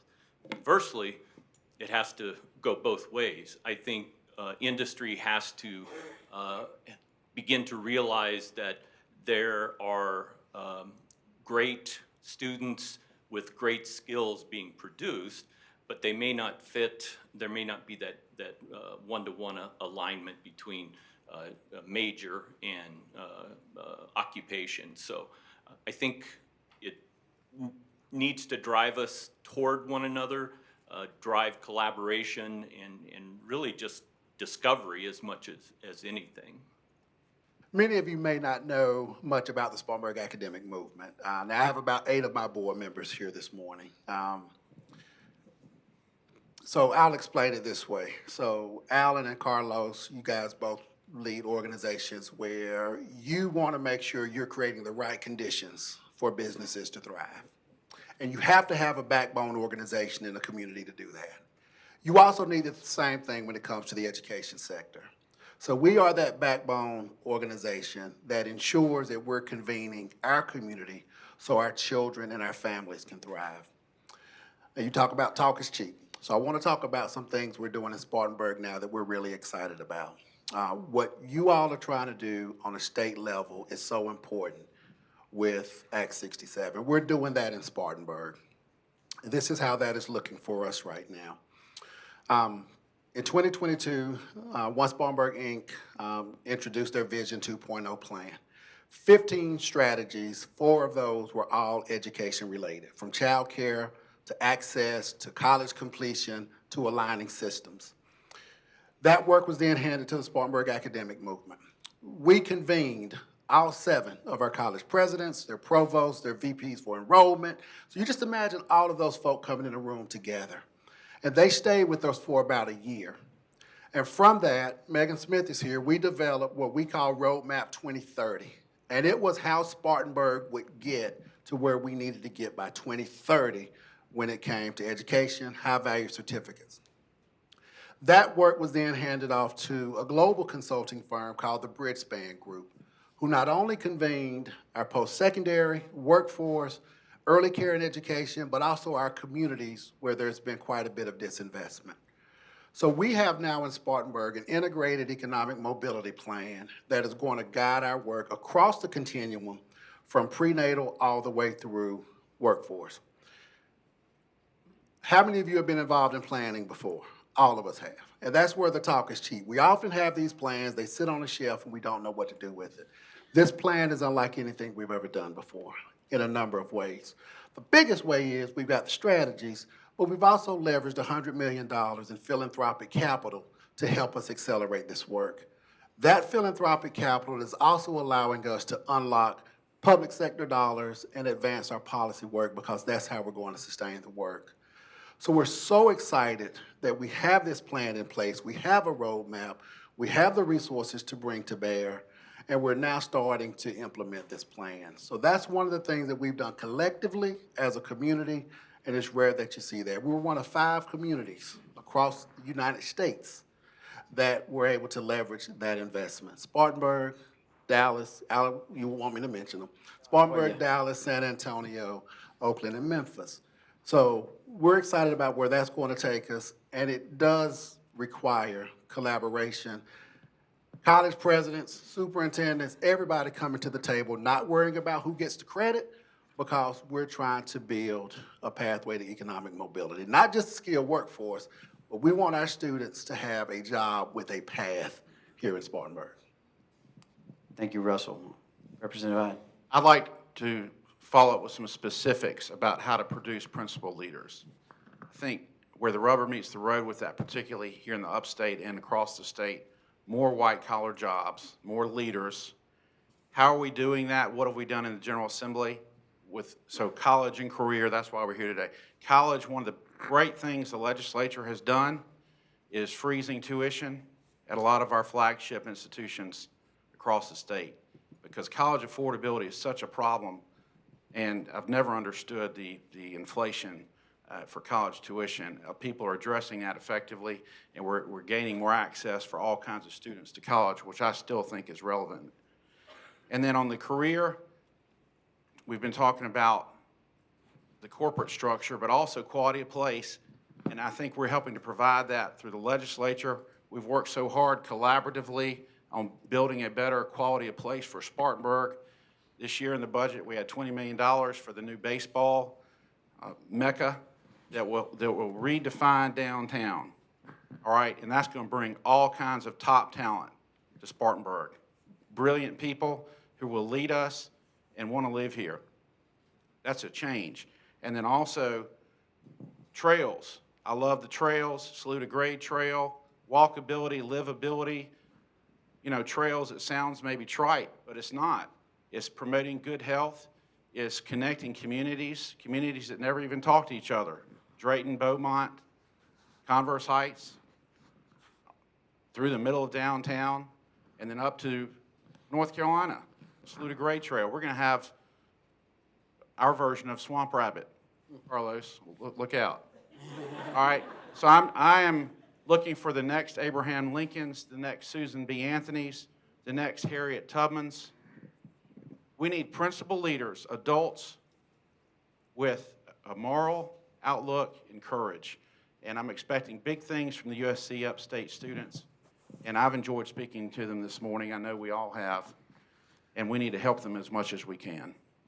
All right, thank you all. And I also want to recognize, we were recognizing elected officials earlier. I know Mayor Rice, City of Spartanburg arrived, and we have City Councilor, City of Spartanburg, Megan Smith with us as well. I'm sure, Mayor, you were a little late because you were moving the City of Spartanburg forward, so we appreciate that. Please join me in thanking these other leaders as well for their insights and their leadership. Thank you. In many ways, I feel that this forum has been a lot like speed dating. We got a lot of great content. And if you look among this room, there's some heavy hitters in here. These are folks who can really make a difference at what happened in the whole paradigm around talent. So we're getting ready to transition into the next phase of our activity. We didn't give you a lot of breaking space, so we respect you. You have to go and take a water break or a bathroom break and come back. But the idea is for us to walk away today with a written plan, and we have engaged a group to help us to develop a written plan about how we're going to go forward with higher education. Dr. Miller, who's the president of Greenville Tech, was not able to be here today, but I'm very proud that he and I and our institutions were able to develop a reverse transfer agreement. And if every student who comes to USC Upstate from Greenville Tech, who have some Greenville Tech, at least 12 hours, they have the opportunity to get a Greenville Tech degree as well, and to get a USC Upstate degree. Now, we can do that with every technical college in the state of South Carolina. We have created that structure already. But we decided to launch it with Greenville Tech because they were ready. I'm going to ask Larry to stand. Are you the provost there, Larry? Yes, sir. Larry's the provost. He's worked very close with us. He's worked with Donette Stewart, our vice chancellor for enrollment management, and they've worked very well together to create this, and we already have students taking advantage of it. And so when we talk about the 4-year degree attainment and the high degree and high credentials, we have to work collaboratively together. And what that's going to do is really help elevate all of these particular paradigms, these particular support. So those are some of the ideas that are going to come away. I'm going to ask Lightcast to come forward. Dusty, Lester. I met Dusty through an initiative in one Spartanburg where we were looking at the talent gap for the county. And they did this phenomenal work. And as a result of that work, I wanted to take it to the next level and say, how do we translate the work that they have already done for the county for our institution, for higher education specifically? So Dustin serves as the Vice President of Consulting, Community Division at Lightcast. He leads a diverse team of economists, consultants, and analysts to apply Lightcast data to innovative and measurable solutions for workforce and economic development organizations, public sector entities, foundations, and real estate. Lightcast Community provides trusted labor market data, analytics, and experts guidance that empowers economic and workforce development organizations to make informed decisions and navigate increasingly complex world of work. Dustin is going to come and present the pre-forum data that you all responded to before the forum to inform how we were going to structure this particular event. And then from that, he and his team are going to lead a series of tabletop discussions where you're going to have some really major strategic plans, ideas that we're going to capture and put into a final report that we're going to distribute to everyone here and make available as well to anyone who want to have access to that particular report about a pathway for many of the things that we would discuss. So I really appreciate your attention. I appreciate you working this through with us. We put together an external advisory committee. Those of you who are on that committee who are still here, if you all will stand and just raise your hand for the external advisory committee. Okay, and one of the things this committee told us was that we don't want to stay here to 3 and 4 o'clock. So as a result, that committee, of that input, we changed this and made sure we can get out of here by 1 o'clock. We have an internal advisory committee who have to inform this particular structure. If you all will stand, this is internal to the institution, so we can recognize you as well. Thank you all for your leadership. Let's give them a round of applause, both groups.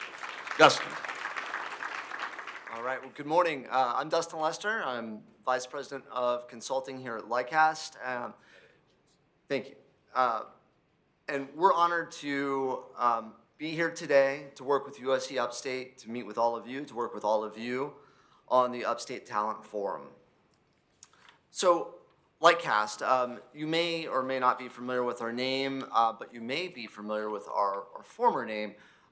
We are the leader in labor market analytics. We were formerly known as 2 companies a couple years ago. Our 2 companies came together, MZ and Burning Glass, to form Lightcast, to be the best top leader in labor market analytics globally. So a little bit more about that. We provide granular data and strategic insights to connect the workforce, employers, education institutions, and communities to focus on the future of work, the future of talent. A brief mention to our team. So this is the team that I have the great fortune of leading. We use our data, we use our insights, and we help communities focus on the future of talent. And I just want to very briefly call out and thank the 3 other members of my team that are here with me today, Colin Percivali, Ashley Peterson, and Hunter Hill. Thank you, all 3 of you, for working with me on this exciting opportunity to work with the Upstate region and USC Upstate. So setting the context, through our global research and you know, the work that we do every day, the passion that we have for this work and to help communities, we've really discovered some headwinds, some challenges that all communities nationally and even globally are facing. And I just want to briefly go through these because these are important as it really helps to set the tone and frame some of the discussions that we're about to have. So some of, we do a lot of research, both that's open to the public and then through our consulting engagements. But some of the things that we have really noticed and are really starting to dive into and help a lot of different regions with are the issues around what's going on with the workforce regarding low birth rates, low immigration, more retirements from the baby boomer generation versus incoming the incoming workforce from the youth, more jobs than people, declining labor force participation rates, mass resignations, and of course the COVID migrations and other COVID era, the heart of COVID disruptions that all of us faced and regions faced. And so these are important. You can, all of our research, a lot of this research, a few of these examples you see here are public. It really dives into the problems that a lot of communities are facing. And we've really gone even further to do that analysis for the Upstate region. So this brings us to the Upstate. So this is our second time within just the last year and a half working in the Upstate. We had the great fortune of working with One Spartanburg Inc., Alan, thank you, Alan, and your team, last year to complete talent gap analysis. And that was a part of their 2.0 plan that was really important to the Spartanburg County community and One Spartanburg, was to really dive into understanding those talent gaps so they can be understood and addressed, and that's a lot of what we're talking about today. So a few things. As it's been mentioned a few times today, the Upstate region is a net importer of talent. It's a great thing, a great opportunity. The net migration to the Upstate accelerated from 2016 at that point especially. And at that point, the region gained over 12,000 net residents. And that was even just isolated to Spartanburg County, so it's obviously more. And that trajectory continues to go forward. So there's going to be more, we're seeing more and more migration into the Upstate region. And that is a great opportunity. But despite some strong growth in population, there are some weaknesses, there are some challenges for the Upstate region to be aware of. So by 2027, the share of retirement age individuals will exceed those under 15 for the first time. So what that means is that this trend, if that does continue, if that does play out, that is a major threat to the future pipeline of talent in the Upstate. Job movement is concentrated at lower skill levels. So among occupations projected to grow in the One Spartanburg, in Spartanburg County and in the broader region, over 80% of that job growth is expected to occur with occupations requiring less than an associate's degree. So while the Spartanburg academic movement and regional partners are focused on increasing the bachelor's degree and higher educational attainment in the region, which is so vital, which is so important to diversify your economy, diversify economic opportunity for your residents, future residents, and to just lift overall opportunity and economic prosperity in the region, it's simultaneously important that all of you in this room, the partners, focus on skill development. We had some great discussions about skills, and Lightcast, we obsess over skills and the importance of that and how it's integrated into workforce and education and economic development in communities. But it is important to simultaneously focus on that skill development to ensure that there is alignment between the regional workforce and employer demands. So a little about the pre-engagement survey results that we did. So we connected with all of you before this forum today. We reached out, we did an intensive outreach and really found a lot of great insights, captured a lot of great insights from all of you, because we really wanted to hear from you in advance of coming today to really set the stage for our breakout sessions, to continue the discussion, and as it was discussed in the previous couple of panels, not just have a plan, but really start to realize action. So a couple things, the survey was intended to identify talent challenges of the business community that informs our conversations today. 9% response rate, 10% was our target. Not bad. 55% of our respondents were executives or top level management. That was important to us. We were really happy that we had that level of response from top level executives, because it's those top leaders, and we had a lot of discussion about leadership, that are really going to help move the needle, move opportunities forward. 22% of the companies that we connected with were in the 51 to 100 employee size range. Respondents self-reported that there was greater difficulty finding qualified talent for skilled trade and technical positions. So we had great conversations already about the importance of soft skills, obviously very important, but those technical skills also, help with business operations. And so that really mirrored the findings of our previous research with the talent gap analysis with One Spartanburg. 78% respondents feel that internships and co-op programs and those opportunities need strengthening, need nurturing. Another 65% also feel that continuing education and professional development courses really should be strengthened as well. So that really, I think, is great alignment with a lot of this opportunity, this forum today. 75% plan to use internship, apprenticeship, and co-op programs over the next 3 years. Second to on-the-job training. So, I mean, I think that overwhelming 75% really presents an opportunity to dig in deeper, to strengthen the opportunity to say, okay, how can we enhance internships and apprenticeships and co-ops and have stronger alignment between the education institutions here in the upstate region and all of the employers and ultimately the youth and the workforce. Despite talent challenges, most plan to continue their current training assistance programs at the same level. Instinctively, this makes sense. Despite the challenges, you wouldn't want to back away from the opportunity to invest, to grow your talent. So it was important to see that. Most respondents collaborate with universities and community colleges, and so compared to K through 12 systems, vocational schools, and third-party education partners. So there's opportunities there. There's opportunities to dig in deeper, to diversify who employers are working with. Respondents noted an equal desire for internship, apprenticeship, or co-op programs and networking and recruiting events. So overall, just to summarize this, the survey speaks to the need for business education partnerships. Coincidentally, that is the breakout group that I will be helping to facilitate here in a little bit, to ensure the upstate talent is being identified and prepared for the workplace.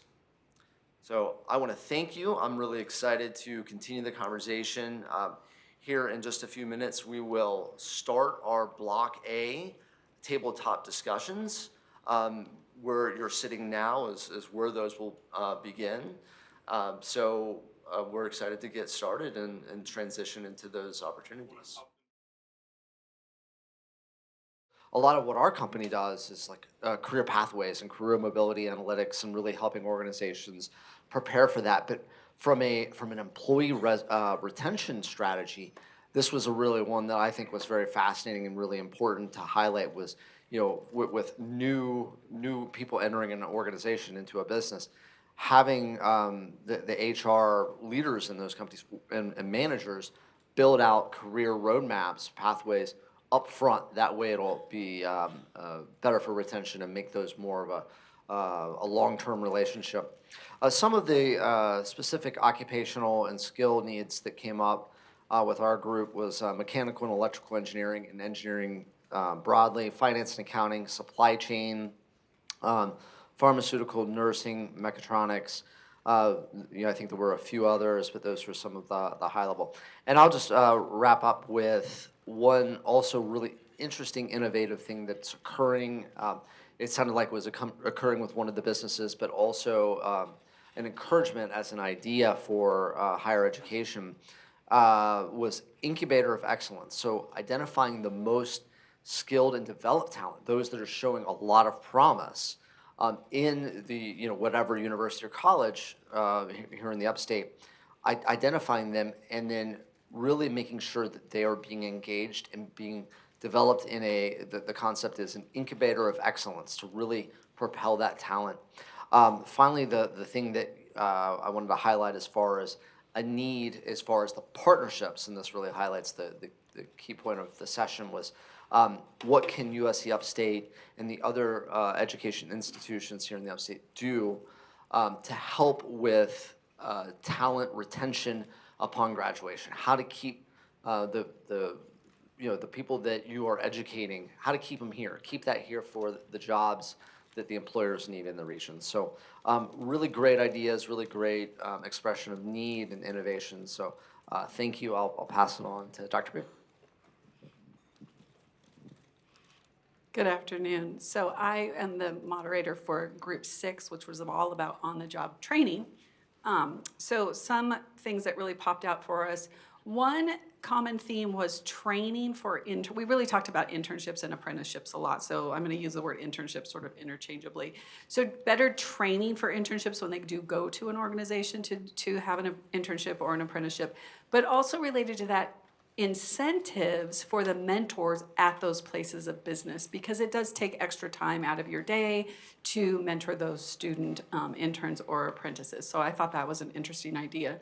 Related to that is our students. So I think this is probably true for all students in the upstate area. They really need paid internships. It's very much a burden for them to take on an internship. While that's great and they appreciate the opportunities, they have to work. And our folks will tell you that some of our students work 2 and 3 jobs to be able to afford college. And so for them to take time out to do an unpaid internship really is a challenge for them. And even if it's not an hourly wage, some kind of a stipend to help support them so that they can do the internship and not, and still be able to eat and drive and do all of those things. We had several folks who talked about getting kids started early. And I said, well, high school? And they said, no, middle school. So getting kids started early on some of this idea about work. It's about more than Xbox. I have teenagers in my house. So getting them used to thinking about work and thinking about that it's fun and that they can be supported in these different opportunities.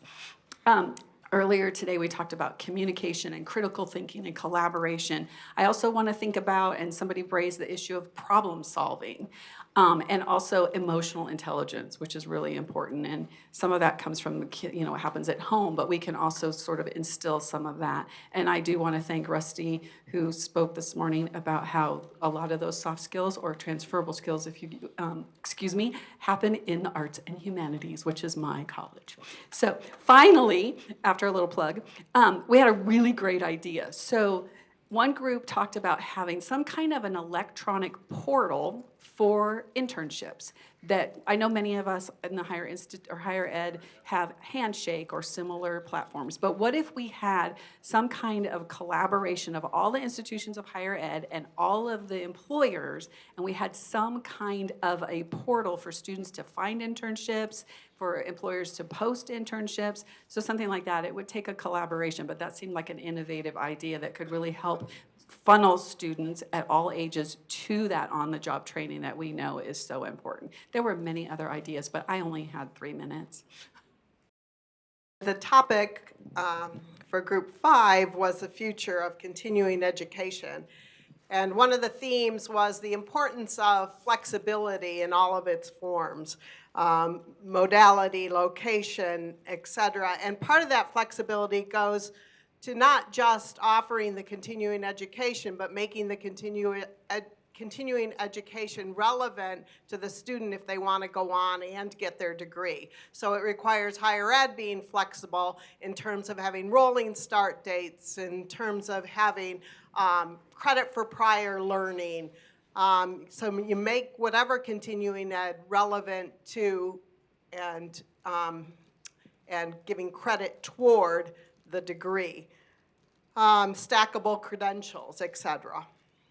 Another theme was the importance of lifelong learning all the way from K to 12, and that's already been talked about, and introducing career and work in early on, but also continuing on. So all the way to those, career changes, but thinking about continuing ed all the way through.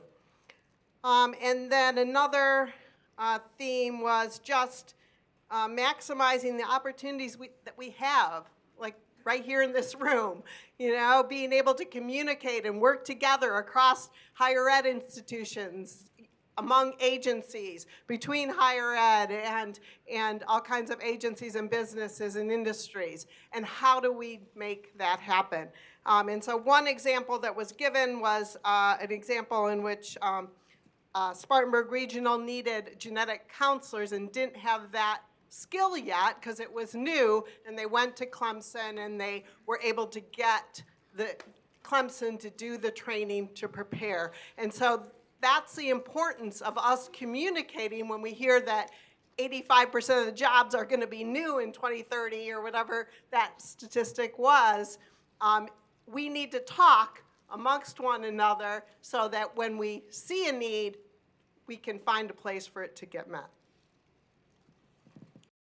Hey everyone, I had the honor of doing the mentorship block, and I'll try to consolidate all my speed dating notes.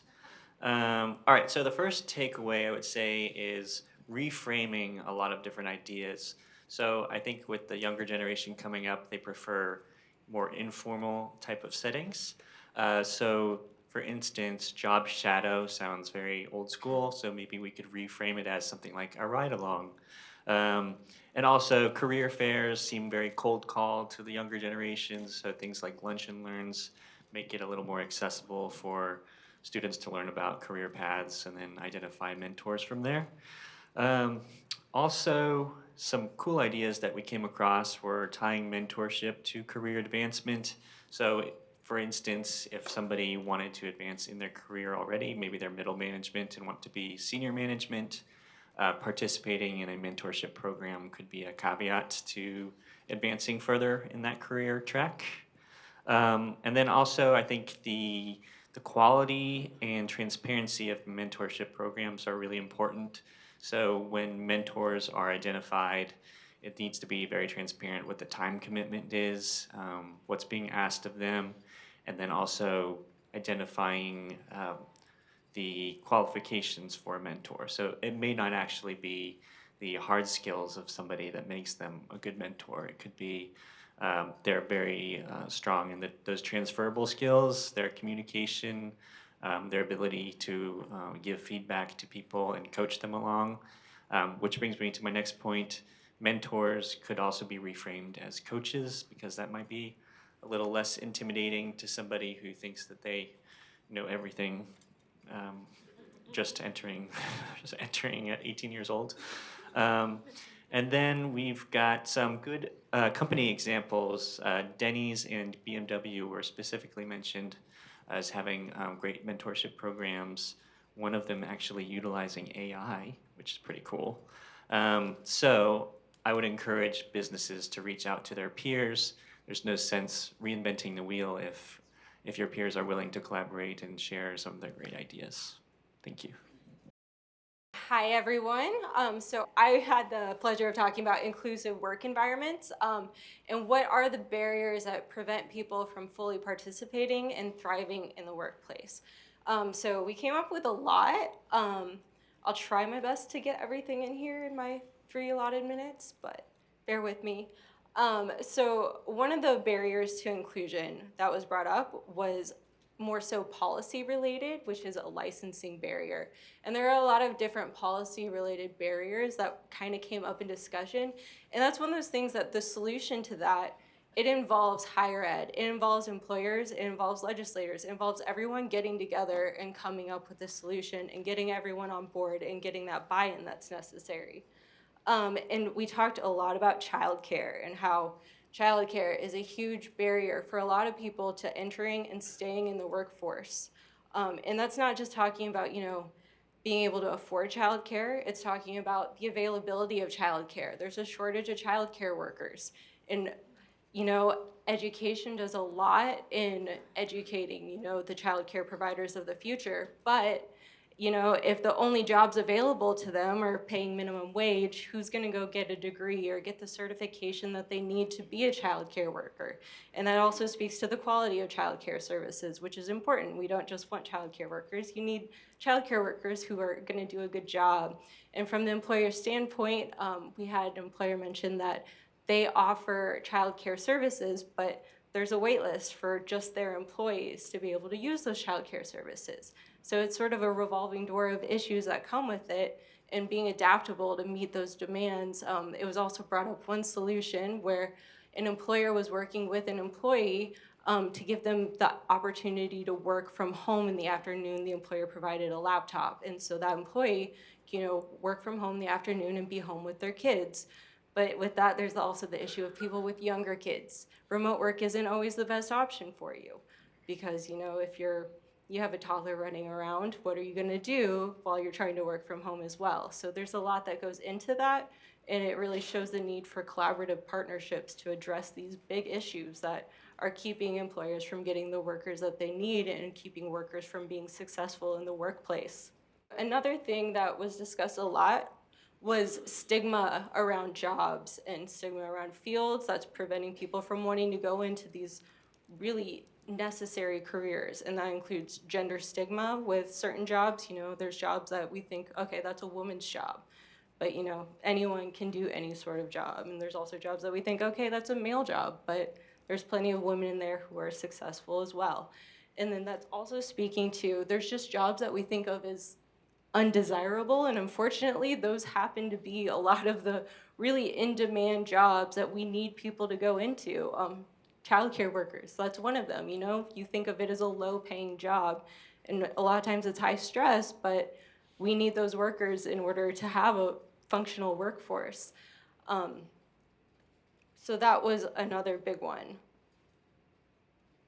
Another thing that was discussed was issues like benefits cliffs. So that kind of comes down to a question of whose responsibility is it to address these sorts of things. So, you have a worker who wants to move forward in the workforce, which is what I think we want for everyone to be able to, get to their best potential. But when you have certain benefits that if you make an extra dollar, you lose that benefit, well, that is a disincentive to work. And so that's one of those things that we're facing. How do we overcome these disincentives to work? And so we talked a little bit about solutions for these things, but a lot of this is still open to, we have to come up with the solutions, and that's just where we're at right now. And working together, the people in this room are the people who are gonna come up with those solutions. One solution that was discussed was with transportation barriers to work. The van pooling SWIFT program that a worker gets a vehicle and then they can carpool with other people from the company. That gets more people able to enter the workforce, and that's a huge deal for a lot of people. And then talking about just making people feel more included in the work environment, one way to do that is mixing up your working groups in the actual work environment. So getting those people who don't typically volunteer to serve on committees and whatnot, getting them involved so you can hear these different voices and hear different problems that are going on. And that just brings a whole new perspective onto things. You get new ideas and you get more effective workplaces. So I think that's everything. The only last big solution that was kind of discussed was flexibility. The employers who are successful in addressing these issues have been employers that are flexible and willing to meet workers where they are. And it's just a question of, okay, we're meeting you where you are, but where do we go from here? How do we keep them in the workforce? How do we keep them engaged? And that's kind of where we're at right now, figuring out those next steps. Hi everyone, I moderated the Bridging the Skills Gap roundtable, and we've talked about skills kind of all morning this morning, all afternoon, and we talked a lot about topics that my colleagues have hit on as well already, because a lot of things like mentorships, internships are going to be solutions to the skills gap. I think one of the challenges that we talked about a lot in our groups was these soft skills challenge, which again we've talked about throughout the day. But the main hurdle seems to be that no one really owns that solution. There's a lot of groups kind of saying, that's not really my job, right? That's higher ed's job, or that's parents' job. But really it has to happen at every level, from home to K-12 to higher ed, and up through, when you're working with an employer. So we didn't necessarily come up with a solution with that, but I think that's gonna be a hurdle to tackle in the near future. The second big one was looking at pathways kind of as a broad spectrum from, if you're unemployed or underemployed, what are the high in-demand jobs in the region that you can get into, and how do you get there? What skills do you need to get there, and what programs do we have already in the region to help you get there? And then up through, even when you're employed, what's kind of the next steps? A lot of the younger generations are wanting to see, if I want to be promoted within a year or two, what's the next step? How do I get there? We talked a lot about different work-based learning opportunities that my colleagues have mentioned already as well, and starting those young, like we talked about kind of in middle school. Understanding the workers of today, kind of meeting them in the middle to the extent that we can, right? We don't want employees that show up 30 minutes late to a meeting, but are there, ways we can help identify the barriers of these employees showing up late and address those?